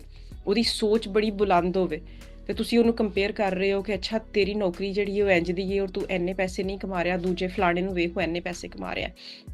ਤੁਸੀਂ ਆਪਣੇ ਬੱਚੇ ਨੂੰ ਡੀਮੋਰਲਾਈਜ਼ ਕਰ ਰਹੇ ਹੋ, ਉਹਦਾ ਜਿਹੜਾ ਸੈਲਫ ਕੌਨਫੀਡੈਂਸ ਹੈ ਉਹਨੂੰ ਤੁਸੀਂ ਟਰੈਂਪਲ ਕਰ ਰਹੇ ਹੋ। ਉਹ ਕਹਿ ਰਿਹਾ ਕਿ ਅੱਛਾ ਮੇਰੇ ਮਾਂ-ਬਾਪ ਤੇ ਖੁਸ਼ ਨਹੀਂ ਹੈ ਮੇਰੇ ਤੋਂ, ਮੇਰੀ ਵੈਲਿਊ ਨਹੀਂ ਦੇਖ ਰਹੇ, ਮੇਰੀ ਵਰਥ ਕੋਈ ਨਹੀਂ, ਮੈਂ ਪੈਸੇ ਹੀ ਕਮਾਵਾਂ ਦਾ ਤੇ ਫੇਰ ਹੀ ਮੇਰੀ ਵੈਲਿਊ ਹੋਵੇਗੀ, ਫੇਰ ਹੀ ਮੇਰੀ ਵਰਥ ਹੋਏਗੀ। ਇਹ ਕਿੰਨਾ ਬਹੁਤ ਹੀ ਗਲਤ, ਬਹੁਤ ਹੀ ਜ਼ਿਆਦਾ ਛੋਟੀ ਸੋਚ ਹੈ ਕਿ ਰਿਸ਼ਤੇਦਾਰ ਜਾਂ ਮਾਂ-ਬਾਪ ਜਿਹੜੇ ਨੇ ਉਹ ਹਰ ਇੱਕ ਨੂੰ ਸਿਰਫ ਪੈਸੇ ਦੇ ਤਰਾਜ਼ੂ ਦੇ ਵਿੱਚ ਤੋਲਦੇ ਨੇ। ਉੱਥੋਂ ਫਿਰ ਤੁਹਾਡਾ ਬੱਚਾ ਜਿਹੜਾ ਵੀ ਉਹ ਵਾਪਸ ਉਹ ਵੀ ਉਸੇ ਤਰ੍ਹਾਂ ਹੀ ਫਿਰ ਉਹੀ ਸੋਚ ਲੈ ਕੇ ਡਿਵੈਲਪ ਹੁੰਦਾ। ਬੱਚਾ ਦੇਖਦਾ ਕਿ ਮੇਰੀ ਕਿਹੜੀ ਚੀਜ਼ ਨੂੰ ਅਪਰੀਸ਼ੀਏਟ ਕੀਤਾ ਜਾ ਰਿਹਾ। ਅਗਰ ਤੁਸੀਂ ਉਹਦੀ ਖੂਬਸੂਰਤੀ ਨੂੰ, ਬੱਚੀਆਂ ਨੇ ਬੱਚੇ ਨੇ ਬੜੇ ਉਹ ਇਸੇ ਵਾਸਤੇ ਫਿਰ ਅੱਜ ਕੱਲ੍ਹ ਉਹ ਫਿਲਟਰ ਇੰਨੇ ਚੱਲ ਗਏ ਨੇ ਨਾ ਕਿ ਹਰ ਬੱਚਾ ਆਪਣਾ ਫਿਰ ਫਿਲਟਰ ਲਾਉਂਦਾ ਤਾਂ ਕਹਿੰਦਾ ਲੈ ਮੈਂ ਵੀ ਸੋਹਣਾ ਹੁਣ ਕਰ ਮੇਰੀ ਤਾਰੀਫ, ਲੇਕਿਨ ਆਪਣੇ ਅੰਦਰੋਂ ਉਹ ਵਿਚਾਰਾ ਖੋਖਲਾ ਹੈ। ਰੀਅਲ ਲਾਈਫ ਦੇ ਵਿੱਚ ਜਦੋਂ ਉਹਨੇ ਕਿਧਰੇ ਬਾਹਰ ਜਾ ਕੇ ਲੋਕਾਂ ਨੂੰ ਮਿਲਣਾ ਹੈ ਤਾਂ ਉਹ ਨਹੀਂ ਮਿਲ ਸਕਦਾ, ਕਿਉਂਕਿ ਉਹਨੂੰ ਪਤਾ ਕਿ ਮੈਂ ਫਿਲਟਰਾਂ ਤੇ ਆਪਣੀ ਜ਼ਿੰਦਗੀ ਗੁਜ਼ਾਰੀ ਹੈ, ਤੇ ਅਸਲ ਜ਼ਿੰਦਗੀ ਦੇ ਵਿੱਚ ਫਿਲਟਰ ਕਿੱਥੋਂ ਲੈ ਕੇ ਆਵੇਗਾ ਉਹ ਬੱਚਾ। ਇਸ ਵਾਸਤੇ ਠੀਕ ਹੈ ਤੁਹਾਡਾ ਬੱਚਾ ਖੂਬਸੂਰਤ ਹੈ, ਉਹਨੂੰ ਉਸ ਚੀਜ਼ ਦਾ ਅਹਿਸਾਸ ਇਸ ਤਰੀਕੇ ਨਾਲ ਦਿਲਾਓ ਕਿ ਹਾਂ ਅੱਲਾ ਨੇ ਤੈਨੂੰ ਸੋਹਣੀ ਸ਼ਕਲ ਦਿੱਤੀ ਹੈ, ਹੁਣ ਇਸ ਸ਼ਕਲ ਦਾ ਇਸਤੇਮਾਲ ਤੂੰ ਬਾਕੀ ਜਗ੍ਹਾ ਦੇ ਵਿੱਚ ਵੀ ਆਪਣੇ ਆਪ ਨੂੰ ਖੂਬਸੂਰਤ ਬਣਾ ਕੇ ਕਰਨਾ ਹੈ। ਇੰਟੈਲੈਕਚੁਅਲੀ ਤੂੰ ਖੂਬਸੂਰਤ ਬਣਨਾ ਹੈ, ਤੂੰ ਤੇਰਾ ਬੋਲ ਚਾਲ ਐਸੀ ਹੋਵੇ ਕਿ ਤੇਰੇ ਆਸ-ਪਾਸ ਵਾਲੇ ਲੋਕ ਤੇਰੇ ਨਾਲ ਕਨੈਕਟ ਕਰਨ, ਡਿਸਕਨੈਕਟ ਨਾ ਕਰਨ। ਤੇਰੀ ਅੰਦਰ ਜਿਹੜੀ ਰੂਹਾਨੀਅਤ ਹੈ ਉਹਨੂੰ ਤੂੰ ਉਸੇ ਤਰ੍ਹਾਂ ਹੀ ਨਰਿਸ਼ ਕਰਨਾ ਹੈ, ਉਹਨੂੰ ਵੀ ਤੂੰ ਇਨਹੈਂਸ ਕਰਨਾ ਹੈ। ਇਹ ਨਾ ਹੋਵੇ ਕਿ ਆਖਰ ਦੇ ਵਿੱਚ ਤੇਰੀ ਜ਼ਿੰਦਗੀ ਕੋਲ ਵਿੱਚ ਦੌਲਤ ਦੇ ਢੇਰ ਲੱਗੇ ਹੋਣ, ਜਿਹੜੀ ਦੁਨਿਆਵੀ ਦੌਲਤ ਹੈ, ਲੇਕਿਨ ਅੰਦਰੋਂ ਤੂੰ ਖਾਲੀ ਹੋਵੇਂ ਬਿਲਕੁਲ। ਬੱਚੇ ਨੂੰ ਇਹ ਸ਼ੁਰੂ ਤੋਂ ਉਹਦੇ ਜ਼ਿਹਨ 'ਚ ਪਾ ਦਿਓ, ਬੇਸ਼ੱਕ ਤੁਹਾਨੂੰ ਕੁਛ ਨਹੀਂ ਪਤਾ ਉਹਨੇ ਕਿਸ ਤਰ੍ਹਾਂ ਕਰਨਾ ਹੈ, ਲੇਕਿਨ ਜਦੋਂ ਤੁਸੀਂ ਉਹਦਾ ਬੀਜ ਬੋ ਦਿਓ ਉਹਦੇ ਆਪਣੇ ਬੱਚੇ ਦੇ ਦਿਲ ਦੇ ਵਿੱਚ, ਤੇ ਉਹ ਅੱਗੇ ਜਾ ਕੇ ਕਿਧਰੇ ਨਾ ਕਿਧਰੇ, ਠੀਕ ਹੈ, ਉਹ ਬੀਜ ਜਿਹੜਾ ਵੀ ਉਹਨੂੰ ਉਹ ਪਾਣੀ ਦੇਣਾ ਸ਼ੁਰੂ ਕਰ ਦੇਗਾ। ਲੇਕਿਨ ਬੀਜ ਤੁਸੀਂ ਹੀ ਬੋਣੇ ਨੇ। ਹੁਣ ਵੀ ਤੁਸੀਂ ਆਪਣੇ ਬੱਚਿਆਂ ਦੇ ਵਿੱਚ ਜੋ ਕੁਛ ਦੇਖ ਰਹੇ ਹੋ, ਚਾਹੇ ਉਹ ਬੁਰੇ ਨੇ ਚਾਹੇ ਅੱਛੇ ਨੇ, ਉਹਦਾ ਬੀਜ ਕਿਹਨੇ ਪਾਇਆ? ਤੁਸੀਂ ਪਾਇਆ। ਜਦੋਂ ਤੁਹਾਡਾ ਬੱਚਾ ਵੱਡਾ ਹੋ ਰਿਹਾ ਸੀ, ਤੁਸੀਂ ਉਹਨੂੰ ਜਿਸ ਤਰ੍ਹਾਂ ਟਰੀਟ ਕੀਤਾ, ਜਿਹੜੀ ਉਹਦੇ ਨਾਲ ਤੁਸੀਂ ਗੱਲਬਾਤ ਕੀਤੀ ਹੈ, ਉਹ ਤੁਹਾਡਾ ਹੀ ਸੋਚ ਦਾ, ਤੁਹਾਡੇ ਹੀ ਅਮਾਲ ਦਾ ਨਤੀਜਾ ਹੈ ਤੁਹਾਡਾ ਬੱਚਾ। ਇਹ ਵੀ ਟਾਈਮ ਹੈ ਉਹਨਾਂ ਪੇਰੈਂਟਸ ਕੋਲ, ਜ਼ਰੂਰੀ ਨਹੀਂ ਕਿ ਹੁਣ ਤੁਸੀਂ ਸਿਰਫ ਪਛਤਾਵਾ ਲੈ ਕੇ ਬੈਠ ਜਾਓ। ਤੁਸੀਂ ਆਪਣੇ ਰਿਲੇਸ਼ਨਸ਼ਿਪ ਮਾਂ-ਬਾਪ ਵੀ ਔਰ ਬੱਚੇ ਵੀ, ਹੁਣ ਤੁਸੀਂ ਅਡਲਟ ਹੋ, ਹੁਣ ਤੁਸੀਂ ਸਮਝਦੇ ਹੋ ਇਹਨਾਂ ਚੀਜ਼ਾਂ ਨੂੰ, ਹੁਣ ਤੁਸੀਂ ਵਾਪਸ ਆਪਣੇ ਰਿਲੇਸ਼ਨਸ਼ਿਪਸ ਨੂੰ ਠੀਕ ਕਰਨੇ ਦੀ ਕੋਸ਼ਿਸ਼ ਕਰੋ ਇੱਕ ਦੂਸਰੇ ਦੇ ਨਾਲ। ਜਿਸ ਤਰ੍ਹਾਂ ਵੀ ਹਰ ਇੱਕ ਦਾ ਤਰੀਕਾਕਾਰ ਬੜਾ ਡਿਫਰੈਂਟ ਹੁੰਦਾ। ਕੁਛ ਲੋਕ ਬੜੇ ਜੌਲੀ ਹੁੰਦੇ ਨੇ ਮੇਰੇ ਜੈਸੇ, ਠੀਕ ਹੈ, ਉਹ ਐਵੇਂ ਬੜਬੜ ਪੇ ਕਰਦੇ ਨੇ, ਤੇ ਬੱਚਾ ਵੀ ਜਿਹੜਾ ਨਾ ਆਦੀ ਹੋ ਜਾਂਦਾ ਕਿ ਅੱਛਾ ਠੀਕ ਹੈ ਇਹ ਵੀ ਬੜਬੜ ਕਰਦਾ, ਮੈਂ ਵੀ ਕਰ ਸਕਦਾ ਇਹਦੇ ਨਾਲ, ਠੀਕ ਹੈ। ਐਵੇਂ ਜਿਹੜਾ ਵੇ ਨਾ ਇੱਧਰੋਂ ਆ ਤੇ ਜੱਫੀ ਲਾ, ਇੱਧਰੋਂ ਆ ਤੇ ਜਿਹੜਾ ਨਾ ਉਹ ਕਿਸ ਕਰ, ਇੱਧਰੋਂ ਆ ਤੇ ਉਹ ਬੱਚੇ ਨੂੰ ਜਿਹੜਾ ਨਾ ਉਹ ਪਿਆਰ ਨਾਲ ਟੱਚ ਕਰ, ਇੱਧਰ ਆ ਤੇ ਉਹਦੇ ਵਾਲਾਂ ਦੇ ਵਿੱਚ ਮਸਾਜ ਕਰਨਾ ਸ਼ੁਰੂ ਕਰ ਦੇ। ਮੈਂ ਇਸੇ ਤਰ੍ਹਾਂ ਦੀ ਹਾਂ ਬਸ। ਮੇਰੇ ਕੋਲ ਗੁਜ਼ਾਰਾ ਨਹੀਂ ਹੁੰਦਾ ਕਿ ਮੇਰਾ ਬੱਚਾ ਜਾਂ ਬੱਚੀ ਜਿਹਦੇ ਨਾਲ ਮੈਂ ਪਿਆਰ ਕਰਨੀ ਆ, ਕੋਈ ਭੈਣ ਭਰਾ ਹੈ, ਉਹ ਬੈਠਾ ਮੇਰੇ ਕੋਲ, ਮੈਂ ਉਹਨਾਂ ਨੂੰ ਟੱਚ ਕਰਨਾ ਹੀ ਕਰਨਾ, ਠੀਕ ਹੈ। ਹਾਂ ਤੂੰ ਇੱਧਰ ਆ, ਇੰਝ ਕਰ ਲੈ, ਇੱਧਰੋਂ ਇਹ ਕੀ ਹੈ, ਵਾਲ ਤੇਰੇ ਜਿਹੜੇ ਨੇ ਠੀਕ ਨਹੀਂ ਲੱਗ ਰਹੇ ਹੈ, ਤੇ ਇਹ ਕੀ ਮਸਲਾ, ਉਹ ਕੀ ਮਸਲਾ। ਤੇ ਮੈਂ ਜਿਹੜਾ ਵੇ ਨਾ ਫਿਜ਼ੀਕਲ ਟੱਚ ਵਾਲਾ ਬੰਦਾ ਵਾਂ। ਤੇ ਅਗਰ ਤੁਸੀਂ ਉਹ ਨਹੀਂ ਕਰ ਸਕਦੇ ਤੇ ਜੋ ਵੀ ਤੁਹਾਡਾ ਤਰੀਕਾ ਹੈ, ਇੱਕ ਤੇ ਤੁਹਾਨੂੰ ਪਹਿਲੇ ਖੁਦ ਆਪਣੇ ਕੰਫਰਟ ਜ਼ੋਨ ਤੋਂ ਬਾਹਰ ਆਉਣਾ ਪਏਗਾ। ਤੁਸੀਂ ਉਹ ਜਿਹੜਾ ਵੇ ਨਾ ਉਹ ਲੱਕੜੀ ਦਾ ਬੁੱਤ ਬਣ ਕੇ ਨਹੀਂ ਬੈਠਣਾ ਕਿ ਤਾਂ ਮੈਂ ਤੇ ਇੱਥੇ ਬੈਠਾ, ਮੈਂ ਕਦੇ ਜ਼ਿੰਦਗੀ 'ਚ ਇਸ ਤਰ੍ਹਾਂ ਅੱਗੇ ਵੱਧ ਕੇ ਜਿਹੜਾ ਵੀ ਕਿਸੇ ਨੂੰ ਪਿਆਰ ਨਹੀਂ ਸੀ ਕੀਤਾ ਜਾਂ ਹੱਸ ਕੇ ਗੱਲ ਨਹੀਂ ਸੀ ਕੀਤੀ, ਤੇ ਮੈਂ ਹੁਣ ਕਿੰਝ ਕਰਾਂ। ਪ੍ਰੈਕਟਿਸ ਕਰ ਲਓ, ਪਹਿਲਾਂ ਸ਼ੀਸ਼ੇ ਦੇ ਅੱਗੇ ਖੜੇ ਹੋਵੋ, ਆਪਣੇ ਆਪ ਨੂੰ, ਅੱਜ ਕੱਲ੍ਹ ਤੇ ਫੋਨ ਨੇ ਸਾਰਿਆਂ ਕੋਲ, ਰਿਕਾਰਡ ਕਰੋ ਖੁਦ ਨੂੰ, ਦੇਖੋ ਕਿ ਇੰਝ ਮੈਂ ਪ੍ਰੈਕਟਿਸ ਕਰੋ ਕਿ ਅੱਛਾ ਮੈਂ ਸੋਚ ਰਿਹਾ ਕਿ ਮੈਂ ਆਪਣੇ ਬੱਚੇ ਨਾਲ ਜਾਂ ਬੱਚੀ ਨਾਲ ਇੰਝ ਦੀ ਜਾ ਕੇ ਗੱਲ ਕਰਨੀ ਹੈ, ਮੈਂ ਪਹਿਲਾਂ ਰਿਕਾਰਡ ਕਰ ਲਾਂ, ਥੋੜ੍ਹਾ ਪ੍ਰੈਕਟਿਸ ਕਰ ਲਾਂ। ਮੈਨੂੰ ਹਰ ਚੀਜ਼ ਦੀ ਤੁਸੀਂ ਪ੍ਰੈਕਟਿਸ ਕਰ ਸਕਦੇ ਹੋ। ਤੁਹਾਡੀ ਜਿਵੇਂ ਕਹਿੰਦੇ ਨੇ ਕਿ ਇਰਾਦਾ ਹੋਣਾ ਚਾਹੀਦਾ ਵੇ। ਦੁਨੀਆ ਦੇ ਵਿੱਚ ਇਨਸਾਨ ਵਾਸਤੇ ਤੇ ਅਸ਼ਰਫੁਲ ਮਖਲੂਕਾਤ ਬਣਨ ਵਾਸਤੇ ਕੁਛ ਮੁਸ਼ਕਿਲ ਨਹੀਂ, ਸਾਰੇ ਵਸਾਇਲ ਮੌਜੂਦ ਨੇ। ਔਰ ਇੱਕ ਹੋਰ ਗੱਲ ਜਿਹੜੀ ਉਹ ਮੈਨੂੰ ਯਾਦ ਆ ਗਈ ਅਸ਼ਰਫੁਲ ਮਖਲੂਕਾਤ ਤੋਂ, ਕਿ ਅਸ਼ਰਫੁਲ ਮਖਲੂਕਾਤ ਤੁਸੀਂ ਆਟੋਮੈਟਿਕਲੀ ਨਹੀਂ ਹੈ ਸਾਰੇ, ਉਹਦੇ ਵਾਸਤੇ ਬਣਨਾ ਪੈਂਦਾ ਹੈ। ਅਸ਼ਰਫੁਲ ਮਖਲੂਕਾਤ ਕੰਮ ਕਰਨਾ ਪੈਂਦਾ, ਮਿਹਨਤ ਕਰਨੀ ਪੈਂਦੀ ਹੈ, ਉਹਦੇ ਆਪਣੇ ਕੰਫਰਟ ਜ਼ੋਨ ਤੋਂ ਬਾਹਰ ਨਿਕਲਣਾ ਪੈਂਦਾ। ਕੰਫਰਟ ਜ਼ੋਨ ਤੋਂ ਮੇਰੀ ਮੁਰਾਦ ਹੈ ਕਿ ਜਿਹੜਾ ਕੰਮ ਤੁਸੀਂ ਮੁਸਲਸਲ ਕਰੀ ਆ ਰਹੇ ਹੋ, ਉਹ ਤੁਹਾਡੇ ਜਿਸਮ ਵਾਸਤੇ, ਤੁਹਾਡੇ ਵਾਸਤੇ ਉਹ ਆਸਾਨ ਹੈ, ਠੀਕ ਹੈ। ਹੁਣ ਅਗਰ ਤੁਸੀਂ ਚੇਂਜ ਕਰਨਾ ਵੇ ਉਹਦੇ ਵਿੱਚ ਕੁਛ, ਆਪਣੇ ਬਿਹੇਵੀਅਰ 'ਚ ਚੇਂਜ ਕਰਨਾ ਵੇ, ਆਪਣੀ ਗੱਲਬਾਤ ਵਿੱਚ ਚੇਂਜ ਕਰਨਾ ਵੇ, ਆਪਣੀ ਸੋਚ ਨੂੰ ਚੇਂਜ ਕਰਨਾ ਹੈ, ਤੇ ਜਦੋਂ ਤੁਸੀਂ ਉਹਦੇ ਤੋਂ ਬਾਹਰ ਥੋੜ੍ਹਾ ਨਿਕਲਣ ਦੀ ਕੋਸ਼ਿਸ਼ ਕਰੋ ਉਹਦੇ, ਤੇ ਉਹ ਤੁਸੀਂ ਫਿਰ ਆਪਣੇ ਕੰਫਰਟ ਜ਼ੋਨ ਤੋਂ ਬਾਹਰ ਆ ਰਹੇ ਹੋ। ਉਹ ਕੰਫਰਟ ਜ਼ੋਨ ਦਾ ਉਹ ਮਤਲਬ ਵਿੱਚ ਜਿਹੜੇ ਲੋਕ ਨਹੀਂ ਸਮਝਦੇ ਕਿ ਇਹਦਾ ਕੀ ਹਿਸਾਬ ਕਿਤਾਬ ਹੈ। ਹਰ ਬੰਦਾ ਕੰਫਰਟ ਜ਼ੋਨ ਕਹਿ ਰਿਹਾ, ਲੇਕਿਨ ਕੰਫਰਟ ਜ਼ੋਨ ਹੈ ਕੀ? ਕੰਫਰਟ ਜ਼ੋਨ ਹੋਵੇ ਕਿ ਜਿਸ ਤਰ੍ਹਾਂ ਤੁਸੀਂ ਆਟੋਮੈਟਿਕ ਜ਼ਿੰਦਗੀ ਗੁਜ਼ਾਰ ਰਹੇ ਹੋ। ਸੁਬਾਹ ਉੱਠੇ, ਮੂੰਹ ਹੱਥ ਧੋਤਾ, ਨਾਸ਼ਤਾ ਕੀਤਾ, ਫਿਰ ਉਸ ਤੋਂ ਬਾਅਦ ਦਿਨ ਦੇ ਜਿਹੜੇ ਛੋਟੇ-ਮੋਟੇ ਕੰਮ ਨੇ ਬਗੈਰ ਸੋਚਿਆ ਸਮਝਿਆ ਹੀ ਉਹ ਹੋ ਜਾਂਦੇ ਨੇ ਜਿਹੜੇ ਕੰਮ ਉਹ ਵਾਲੇ ਨੇ। ਜਿਵੇਂ ਤੁਸੀਂ ਡਰਾਈਵਰ ਹੋ, ਗੱਡੀ ਚਲਾਉਂਦੇ ਹੋ, ਤੁਸੀਂ ਗੱਡੀ 'ਚ ਬਹਿੰਦੇ ਹੋ, ਚਾਬੀ ਘੁਮਾਉਂਦੇ ਹੋ ਤੇ ਆਟੋਮੈਟਿਕਲੀ ਫ਼ੋਨ ਤੇ ਤੁਸੀਂ ਲੱਗੇ ਹੋ ਕਿਸੇ ਨਾਲ ਗੱਲ ਕਰਨ, ਨਾਲ ਜਿਹੜਾ ਬੈਠਾ ਉਹਦੇ ਨਾਲ ਗੱਲਾਂ ਕਰੀ ਜਾ ਰਹੇ ਹੋ ਜਾਂ ਕੋਈ ਵੀਡੀਓ ਦੇਖ ਰਹੇ ਹੋ ਗੱਡੀ ਚਲਾਉਂਦਿਆਂ। ਲੇਕਿਨ ਗੱਡੀ ਜਿਹੜੀ ਹੈ ਉਹ ਤੁਹਾਡਾ ਜਿਸਮ ਆਪਣੇ ਆਪ ਚਲਾ ਰਿਹਾ, ਉਹਨੂੰ ਪਤਾ ਕਿ ਬ੍ਰੇਕ ਕਿੱਥੇ ਲਾਣੀ ਹੈ, ਉਹਨੂੰ ਪਤਾ ਹੈ ਕਿ ਰੈੱਡ ਲਾਈਟ ਤੇ ਰੁਕਣਾ ਵੇ, ਉਹਨੂੰ ਪਤਾ ਗ੍ਰੀਨ ਲਾਈਟ ਤੇ ਚੱਲ ਪੈਣਾ ਤੇ ਲੇਕਿਨ ਤੁਹਾਡਾ ਧਿਆਨ ਵੀਡੀਓ ਦੇ ਵਿੱਚ ਹੈ ਜਾਂ ਕੋਈ ਆਡੀਓ ਸੁਣ ਰਹੇ ਹੋ, ਤੁਸੀਂ ਕੋਈ ਗਾਣਾ ਸੁਣ ਰਹੇ ਹੋ, ਕੁਛ ਵੀ ਕਰ ਰਹੇ ਹੋ। ਇਹ ਹੁੰਦਾ ਹੈ ਆਟੋਮੈਟਿਕ, ਕਿ ਆਟੋਮੈਟਿਕਲੀ ਤੁਹਾਡਾ ਜਿਹੜਾ ਬਾਡੀ ਹੈ ਨਾ ਉਹ ਆਪਰੇਟ ਕਰ ਰਹੀ ਹੈ। ਤੇ ਤੁਹਾਨੂੰ ਪਤਾ ਹੈ ਇਹ ਸਾਇੰਸ ਨੇ ਪ੍ਰੂਵ ਕੀਤਾ ਹੈ, ਸਾਇੰਟਿਸਟ ਨੇ ਰਿਸਰਚ ਕਰਕੇ ਪ੍ਰੂਵ ਕੀਤਾ ਹੈ ਕਿ 95% ਜਿਹੜੇ ਸਾਡੇ ਦਿਨ ਦੇ ਕੰਮ ਨੇ ਨਾ ਉਹ ਅਸੀਂ ਆਟੋਮੈਟਿਕ ਤੇ ਕਰ ਰਹੇ ਹਾਂ। ਜਿਹੜੀਆਂ ਅਸੀਂ ਸ਼ੁਰੂ ਚੀਜ਼ਾਂ ਸਿੱਖ ਲਈਆਂ ਨੇ ਉਹ ਅਸੀਂ ਕਰੀ ਜਾ ਰਹੇ ਹਾਂ, ਚਾਹੇ ਉਹ ਸਾਡੇ ਬਿਹੇਵੀਅਰਸ ਨੇ, ਚਾਹੇ ਉਹ ਸਾਡੀ ਸੋਚ ਹੈ, ਚਾਹੇ ਕੁਛ ਵੀ ਹੈ, ਉਹ ਅਸੀਂ 95% ਆਟੋਮੈਟਿਕ ਤੇ ਕਰ ਰਹੇ ਹਾਂ। ਸਿਰਫ 5%, ਉਹ ਵੀ ਬਹੁਤ ਥੋੜੇ ਲੋਕਾਂ ਵਾਸਤੇ 5% ਦਿਨ ਦਾ ਹਿੱਸਾ ਜਿਹੜਾ ਨਾ ਉਹ ਅਸੀਂ ਸੋਚ ਕੇ ਮਤਲਬ ਆ ਕੇ ਪ੍ਰੈਜ਼ੈਂਟ ਦੇ ਵਿੱਚ ਉਹਨੂੰ ਸੋਚ ਕੇ ਕਰ ਰਹੇ ਹੁੰਦੇ ਆ। ਠੀਕ ਹੈ, ਤੇ ਉਹ ਜਿਹੜਾ 5% ਹੈ ਨਾ ਉਹਨੂੰ ਤੁਸੀਂ ਵਧਾ ਕੇ ਤੇ ਐਟਲੀਸਟ 10% ਲੈ ਕੇ ਜਾਓ ਪਹਿਲੇ, ਫਿਰ 15% ਲੈ ਕੇ ਜਾਓ। ਕੋਸ਼ਿਸ਼ ਕਰੋ ਕਿ 50% ਤੁਹਾਡੇ ਦਿਨ ਦਾ ਹਿੱਸਾ ਜਿਹੜਾ ਵੇ ਨਾ ਉਹ ਕੌਨਸ਼ੀਅਸ ਸੋਚ ਦੇ ਨਾਲ ਤੁਸੀਂ ਕਰ ਰਹੇ ਹੋ, ਆਪਣਾ ਦਿਨ ਗੁਜ਼ਾਰ ਰਹੇ ਹੋ, ਕੋਈ ਡਿਫਰੈਂਟ ਸੋਚ ਰਹੇ ਹੋ, ਕੋਈ ਕੁਐਸਚਨ ਪੁੱਛ ਰਹੇ ਹੋ ਕਿ ਮਤਲਬ ਇਹ ਕਾਫੀ ਦਾ ਕੱਪ ਹੈ ਤੇ ਮੈਂ ਇਹਨੂੰ ਜਿਹੜਾ ਵੇ ਨਾ ਉਹ ਦਾएं ਹੱਥ ਵਿੱਚ ਹੀ ਕਿਉਂ ਫੜਿਆ, ਹਾਂ ਬਾएं ਹੱਥ ਵਿੱਚ ਫੜ ਕੇ ਦੇਖਾਂ ਔਰ ਸਿਪ ਲੈ ਕੇ ਦੇਖਾਂ ਕਿ ਇਹ ਕੀ ਹੁੰਦਾ ਵੇ। ਹੁਣ ਮੇਰਾ ਜਿਹੜਾ ਆਟੋਮੈਟਿਕ ਬਿਹੇਵੀਅਰ ਹੈ ਉਹ ਇਹ ਹੀ ਹੈ ਕਿ ਅੱਛਾ ਮੈਂ ਵਾਪਸ ਇਹਨੂੰ ਨਾ ਦਾएं ਹੱਥ ਵਿੱਚ ਫੜ ਲਾਂ। ਕਿਉਂ? ਕਿਉਂਕਿ ਸਾਨੂੰ ਸਿਖਾਇਆ ਗਿਆ ਕਿ ਐਜ਼ ਅ ਮੁਸਲਮਾਨ ਤੁਸੀਂ ਦਾएं ਹੱਥ ਨਾਲ ਚੀਜ਼ ਖਾਣੀ ਪੀਣੀ ਹੈ, ਤੇ ਉਹ ਆਟੋਮੈਟਿਕਲੀ ਦੇਖੋ ਮੈਂ ਇੰਨੀ ਕੰਫਰਟੇਬਲ ਫੀਲ ਕਰਨੀ ਆ ਕਿ ਮੇਰਾ ਕੱਪ ਜਿਹੜਾ ਵਾਪਸ ਮੇਰੇ ਦਾएं ਹੱਥ ਵਿੱਚ ਚਲਾ ਗਿਆ। ਤੇ ਹੁਣ ਜਿਹੜਾ ਜਦ ਮੈਂ ਉਹਦੇ ਨਾਲ ਸਿਪ ਲੈਣਾ ਦਾएं ਹੱਥ ਨਾਲ ਤੇ ਉਹ ਮੈਨੂੰ ਇੱਕ ਡਿਫਰੈਂਟ ਕਿਸਮ ਦਾ ਸਕੂਨ ਵਾਲੀ ਫੀਲਿੰਗ ਜਿਹੜੀ ਹੈ ਉਹ ਮਹਿਸੂਸ ਹੋਣੀ ਹੈ। ਕਿਉਂ? ਕਿਉਂਕਿ ਇਹ ਪ੍ਰੋਗਰਾਮ ਹੈ, ਇਸ ਤਰ੍ਹਾਂ ਪ੍ਰੋਗਰਾਮ ਅਸੀਂ ਹੋਏ ਆ। ਇੱਥੇ ਵੈਸਟ ਦੇ ਵਿੱਚ ਹਰ ਬੰਦਾ ਜਦੋਂ ਤੁਸੀਂ ਫੋਕ ਔਰ ਛੁਰੀ ਦੇ ਨਾਲ ਖਾਣਾ ਖਾਂਦੇ ਹੋ ਨਾ ਤੇ ਮੋਸਟਲੀ ਜਿਹੜਾ ਫੋਕ ਹੁੰਦਾ ਨਾ ਉਹ ਉਹਨਾਂ ਦੇ ਖੱਬੇ ਹੱਥ ਵਿੱਚ ਹੁੰਦਾ ਵੇ, ਕਿਉਂਕਿ ਉਹ ਖੱਬੇ ਹੱਥ ਨਾਲ ਖਾਣਾ ਖਾਂਦੇ ਨੇ। ਮੇਰਾ ਹਮੇਸ਼ਾ ਦਾएं ਹੱਥ ਵਿੱਚ ਹੁੰਦਾ ਵੇ। ਠੀਕ ਹੈ, ਮੇਰੀ ਛੁਰੀ ਬਾएं ਹੱਥ ਵਿੱਚ ਹੁੰਦੀ ਹੈ ਔਰ ਮੇਰਾ ਫੋਕ ਜਿਹੜਾ ਵੇ ਉਹ ਦਾएं ਹੱਥ ਵਿੱਚ ਹੁੰਦਾ ਵੇ। ਤੇ ਇਹ ਹੁੰਦੇ ਨੇ ਸਾਡੇ ਆਟੋਮੈਟਿਕ ਪੈਟਰਨਸ। ਇਹਨੂੰ ਚੇਂਜ ਕਰਨ ਵਾਸਤੇ ਫਿਰ ਤੁਸੀਂ ਕੌਨਸ਼ੀਅਸ ਹੋ ਕੇ ਤੇ ਸੋਚਣਾ ਹੁੰਦਾ ਕਿ ਅੱਛਾ ਇਹਦੇ ਵਿੱਚ ਮੈਨੂੰ ਚੇਂਜ ਕਰਨਾ ਹੈ। ਅਗਰ ਕੋਈ ਲੋਕ ਦਾएं ਹੱਥ ਨਾਲ ਲਿਖਦੇ ਨੇ ਸਾਰੀ ਉਮਰ, ਤੁਸੀਂ ਅਗਰ ਬਾएं ਹੱਥ ਨਾਲ ਲਿਖਣ ਦੀ ਕੋਸ਼ਿਸ਼ ਕਰੋ ਤੇ ਇਹਦਾ ਮਤਲਬ ਹੈ ਹੁਣ ਤੁਸੀਂ ਕੌਨਸ਼ੀਅਸ ਐਫਰਟ ਕਰ ਰਹੇ ਹੋ, ਹੁਣ ਤੁਸੀਂ ਪ੍ਰੈਜ਼ੈਂਟ ਦੇ ਵਿੱਚ ਜੀ ਰਹੇ ਹੋ, ਆਪਣੇ ਪੈਟਰਨ ਨੂੰ ਜਿਹੜੇ ਆਟੋਮੈਟਿਕ ਪੈਟਰਨ ਨੇ ਉਹਦੇ ਤੋਂ ਬਾਹਰ ਆ ਰਹੇ ਹੋ ਤੇ ਹੁਣ ਤੁਸੀਂ ਖੱਬੇ ਹੱਥ ਨਾਲ ਲਿਖਣ ਦੀ ਕੋਸ਼ਿਸ਼ ਕਰ ਰਹੇ ਹੋ। ਅਗਰ ਕੋਈ ਬੰਦਾ ਖੱਬੇ ਹੱਥ ਨਾਲ ਹੀ ਲਿਖਦਾ ਹੋਵੇ, ਬਾएं ਹੱਥ ਦਾ ਵਾਲਾ ਵੇ, ਤੇ ਉਹ ਜਦੋਂ ਆਪਣੇ ਦਾएं ਹੱਥ ਨਾਲ ਲਿਖਣ ਦੀ ਕੋਸ਼ਿਸ਼ ਕਰੇਗਾ ਤੇ ਉਹ ਆਪਣੇ ਪੈਟਰਨ ਨੂੰ ਡਿਸਟਰਬਟ ਕਰ ਰਿਹਾ ਔਰ ਉਹ ਕੌਨਸ਼ੀਅਸ ਮੂਮੈਂਟ ਦੇ ਵਿੱਚ ਕੌਨਸ਼ੀਅਸਲੀ ਰਹਿ ਰਿਹਾ। ਹੁਣ ਅਗਰ ਉਹਦਾ ਬਾएं ਹੱਥ ਚੱਲਦਾ, ਉਹ ਮੁਸਲਸਲ ਬਾएं ਨਾਲ ਲਿਖੀ ਜਾ ਰਿਹਾ, ਉਹਦੇ 'ਚ ਕੋਈ ਨਵੀਂ ਗੱਲ ਨਹੀਂ ਹੈ, ਉਹ ਆਪਣੇ ਕੰਫਰਟ ਜ਼ੋਨ ਤੋਂ ਬਾਹਰ ਨਹੀਂ ਆ ਰਿਹਾ। ਇਹ ਮਤਲਬ ਹੈ ਕੰਫਰਟ ਜ਼ੋਨ ਦਾ। ਤੇ ਗੱਲ ਬਹੁਤ ਲੰਬੀ ਹੋ ਗਈ ਹੈ ਲੇਕਿਨ ਮੈਂ ਇਹਨੂੰ ਇੱਥੇ ਹੀ ਖ਼ਤਮ ਕਰਨੀ ਆ। ਔਰ ਮੈਂ ਤੁਹਾਨੂੰ ਇਹ ਹੀ ਕਹਾਂਗੀ ਕਿ ਜਿਹੜੇ ਮਾਂ-ਬਾਪ ਨੇ ਸਭ ਤੋਂ ਪਹਿਲਾਂ ਤੁਸੀਂ ਵੱਡੇ ਹੋ, ਤੁਸੀਂ ਆਪਣੇ ਬੱਚਿਆਂ ਨੂੰ ਪਰਮਿਸ਼ਨ ਦੇਣੀ ਹੈ ਗਲਤੀ ਕਰਨ ਦੀ। ਜਦੋਂ ਉਹ ਗਲਤੀ ਕਰਨ ਤੇ ਪਹਿਲਾਂ ਤੇ ਉੱਤੇ ਸ਼ਾਬਾਸ਼ ਦਿਓ ਉਹਨੂੰ, ਬੱਚੇ ਨੂੰ, ਉਹਦੀ ਗਲਤੀ ਤੇ, ਕਿ ਉਹਨੇ ਕੁਛ ਨਵਾਂ ਟਰਾਈ ਕੀਤਾ ਤੇ ਤਾਂ ਹੀ ਗਲਤੀ ਕੀਤੀ ਹੈ। ਜੇ ਉਹ ਨਵਾਂ ਟਰਾਈ ਨਾ ਕਰਦਾ ਤੇ ਉਹ ਗਲਤੀ ਨਹੀਂ ਸੀ ਹੋਣੀ। ਠੀਕ ਹੈ, ਉਹ ਕਾਠ ਦਾ ਉੱਲੂ ਬਣ ਕੇ ਤੇ ਇੱਕ ਹੀ ਚੀਜ਼ ਜਿਹੜੀ ਹੈ ਨਾ ਉਹ ਬਾਰ-ਬਾਰ ਕਰੀ ਜਾਂਦਾ ਤੇ ਗਲਤੀ ਕਿੱਥੋਂ ਹੋਣੀ ਸੀ?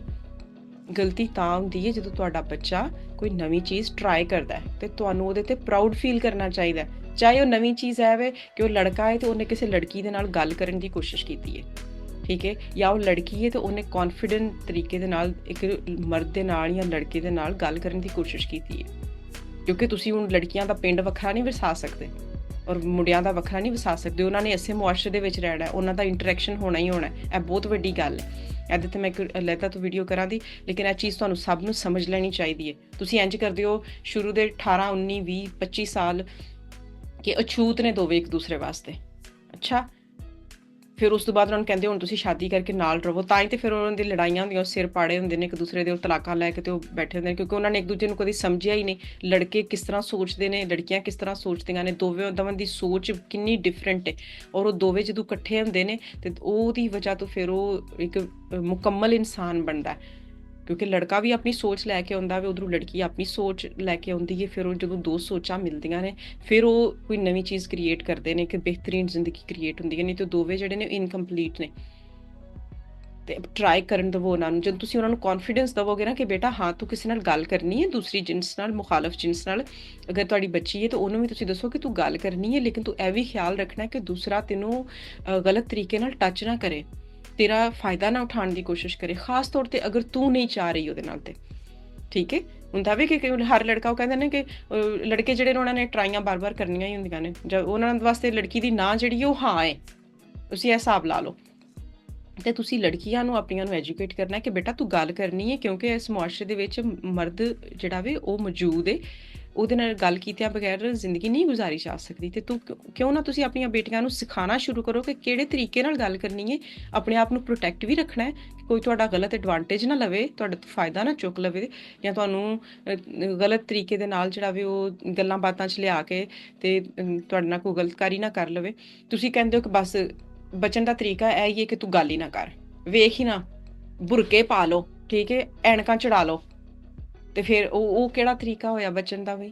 ਤੁਸੀਂ ਉਹਨਾਂ ਨੂੰ ਸਕਿਲਡ ਕਰੋ, ਕੌਨਫੀਡੈਂਸ ਦਿਓ, ਉਹ ਇੰਨੀਆਂ ਮੈਚੁਰ ਹੋਣ ਕਿ ਫਿਰ ਜਦੋਂ ਟਾਈਮ ਆਵੇ ਇੱਕ ਪਾਰਟਨਰ ਚੁਣਨ ਦਾ, ਉਹਨਾਂ ਨੂੰ ਪਤਾ ਹੋਵੇ ਕਿ ਅੱਛਾ ਲੜਕੇ ਇਸ ਤਰ੍ਹਾਂ ਸੋਚਦੇ ਨੇ, ਇਹ ਕਰਦੇ ਨੇ, ਇਸ ਤਰ੍ਹਾਂ ਹੁੰਦਾ ਵੇ, ਤੇ ਹੁਣ ਮੈਂ ਕਿਸ ਕਿਸਮ ਦਾ ਬੰਦਾ ਉਹਦੇ ਨਾਲ ਆਪਣੀ ਜ਼ਿੰਦਗੀ ਅੱਗੇ ਗੁਜ਼ਾਰਨਾ ਚਾਹੁੰਦੀ ਹਾਂ। ਇੱਕ ਫੈਮਿਲੀ ਇੰਸਟੀਟਿਊਸ਼ਨ, ਜ਼ਿੰਦਗੀ ਦਾ ਜਿਹੜਾ ਇੱਕ ਇਦਾਰਾ ਵੇ ਹਸਬੈਂਡ ਐਂਡ ਵਾਈਫ ਵਾਲਾ, ਉਹਨੂੰ ਮੈਂ ਕਿਸ ਕਿਸਮ ਦੇ ਬੰਦੇ ਦੇ ਨਾਲ ਗੁਜ਼ਾਰਨਾ ਚਾਹੁੰਦੀ ਹਾਂ, ਕਰਨਾ ਚਾਹੁੰਦੀ ਹਾਂ। ਉਹਦੇ ਵਾਸਤੇ ਤੁਸੀਂ ਸਾਰੀ ਜ਼ਿੰਦਗੀ ਉਹਨੇ ਬੰਦਾ ਨਹੀਂ ਦੇਖਿਆ, ਹੁਣ ਜਿਹੜਾ ਵੀ ਲਿਆ ਕੇ ਉਹਦੇ ਸਾਹਮਣੇ ਖੜਾ ਕਰ ਦਿਓ, ਉਹਦੇ ਵਾਸਤੇ ਉਹ ਸਾਰੇ ਇੱਕ ਹੀ ਜੈਸੇ ਨੇ।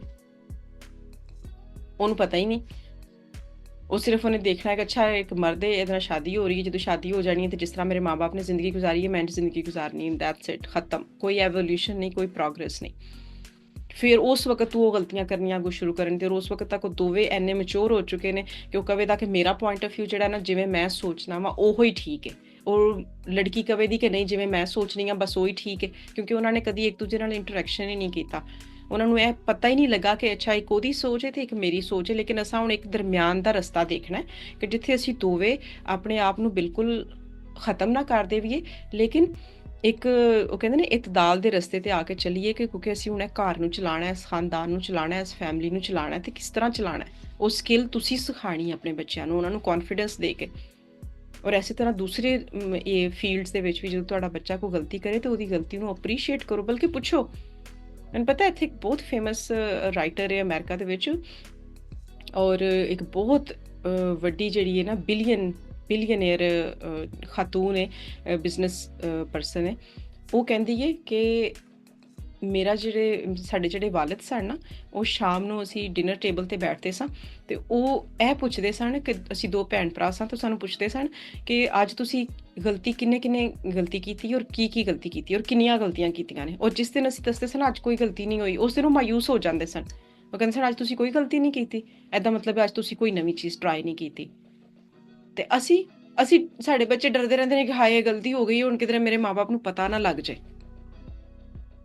ਮਾਂ-ਬਾਪ ਬਣੋ, ਵੱਡੇ ਬਣੋ, ਸਮਝਦਾਰ ਬਣੋ, ਥੋੜੀ ਵਿਜ਼ਡਮ ਲੈ ਕੇ ਆਓ ਆਪਣੇ ਵਿੱਚ, ਔਰ ਬੱਚਿਆਂ ਨੂੰ ਇਨਕਰੇਜ ਕਰੋ ਕਿ ਪੁੱਤਰ ਜਾਂ ਧੀਏ ਤੂੰ ਗਲਤੀ ਕਰ, ਕਿਉਂਕਿ ਤੂੰ ਗਲਤੀ ਨਹੀਂ ਕਰੇਂਗਾ ਤੇ ਸਿੱਖੇਂਗਾ ਕਿਸ ਤਰ੍ਹਾਂ? ਤੁਸੀਂ ਉਹਨੂੰ ਕਾਠ ਦੇ ਉੱਲੂ ਬਣਾ ਕੇ ਰੱਖ ਦਿਓ, ਫਿਰ ਤੁਸੀਂ ਮਰ ਜਾਣਾ, ਉਹਨਾਂ ਨੇ ਬਾਅਦ ਚ ਦੁਨੀਆ ਦੇ ਰਹਿਮ ਕਰਮ ਤੇ ਛਿੱਤਰ ਹੀ ਖਾਣੇ ਨੇ। ਆਈ ਐਮ ਸੌਰੀ, ਮੈਂ ਬੜੀ ਹਾਰਸ਼ ਹੋ ਰਹੀ ਹਾਂ ਇੱਥੇ, ਲੇਕਿਨ ਫਿਰ ਹੋਰ ਮੈਂ ਕੀ ਕਹਾਂ, ਕਿਉਂਕਿ ਜਨਰੇਸ਼ਨਸ ਆਫਟਰ ਜਨਰੇਸ਼ਨ ਅਸੀਂ ਇਹੀ ਦੇਖਦੇ ਆ ਰਹੇ ਹਾਂ ਕਿ ਮਾਂ-ਬਾਪ ਬੱਚੇ ਨੂੰ ਇਹੀ ਦੱਸਦੇ ਨੇ ਕਿ ਤੇਰੇ ਕੋਲ ਗਲਤੀ ਨਹੀਂ ਹੋਣੀ ਚਾਹੀਦੀ। ਅੱਛਾ, ਜਦੋਂ ਮੈਂ ਬਾਹਰ ਜਾਣਾ ਵੇ ਉੱਥੇ ਫਿਰ ਮੈਂ ਦੁਨੀਆ ਨਾਲ ਕਿਸ ਤਰ੍ਹਾਂ ਡੀਲ ਕਰਾਂਗਾ? ਫਿਰ ਤੁਸੀਂ ਮੇਰੇ ਤੋਂ ਐਕਸਪੈਕਟੇਸ਼ਨਸ ਵੀ ਤੁਹਾਡੀਆਂ ਇਹ ਨੇ ਕਿ ਸਭ ਤੋਂ ਹਾਈਐਸਟ ਐਕਸਪੈਕਟੇਸ਼ਨਸ ਨੇ, ਸਿੱਖਣ ਤੁਸੀਂ ਮੈਨੂੰ ਦਿੱਤਾ ਕੁਛ ਨਹੀਂ, ਬੰਨ ਕੇ ਰੱਖਿਆ ਵੇ ਆਪਣੇ ਜਿਹੜਾ ਵੇ ਨਾ ਪੱਲੂ ਦੇ ਨਾਲ। ਤੇ ਹੁਣ ਮੈਂ ਗਲਤੀ ਨਾ ਕਰਾਂ, ਜਦੋਂ ਬਲੰਡਰਸ ਵੱਡੇ ਬਲੰਡਰਸ ਲਾਈਫ ਦੇ ਵਿੱਚ ਤੁਸੀਂ ਫਿਰ ਤੁਹਾਡੇ ਕੋਲ ਹੋ ਜਾਂਦੇ ਨੇ, ਫਿਰ ਉਹ ਬੱਚੇ ਖੁਦਕੁਸ਼ੀਆਂ ਕਰ ਲੈਂਦੇ ਨੇ। ਤੇ ਲੇਕਿਨ ਅਗਰ ਤੁਸੀਂ ਸ਼ੁਰੂ ਤੋਂ ਉਹਨਾਂ ਨੂੰ ਇਹ ਹਿੰਮਤ ਦਿੱਤੀ ਹੋਵੇ, ਇਹ ਮਾਈਂਡਸੈਟ ਦਿੱਤਾ ਹੋਵੇ, ਉਹਨਾਂ ਦੀ ਸੋਚ ਇਸ ਤਰ੍ਹਾਂ ਦੀ ਹੋਵੇ ਕਿ ਠੀਕ ਹੈ ਯਾਰ ਗਲਤੀ ਹੋ ਗਈ ਹੈ, ਕੋਈ ਗੱਲ ਨਹੀਂ, ਇਨਸਾਨ ਆ ਮੈਂ, ਮੇਰੇ ਕੋਲ ਹੱਕ ਹੈ ਵੇ ਗਲਤੀ ਕਰਨ ਦਾ। ਬੱਚਿਆਂ ਨੂੰ ਹੱਕ ਦਿਓ ਗਲਤੀ ਕਰਨ ਦਾ, ਇਹ ਉਹਨਾਂ ਦਾ ਪੈਦਾਇਸ਼ੀ ਹੱਕ ਹੈ।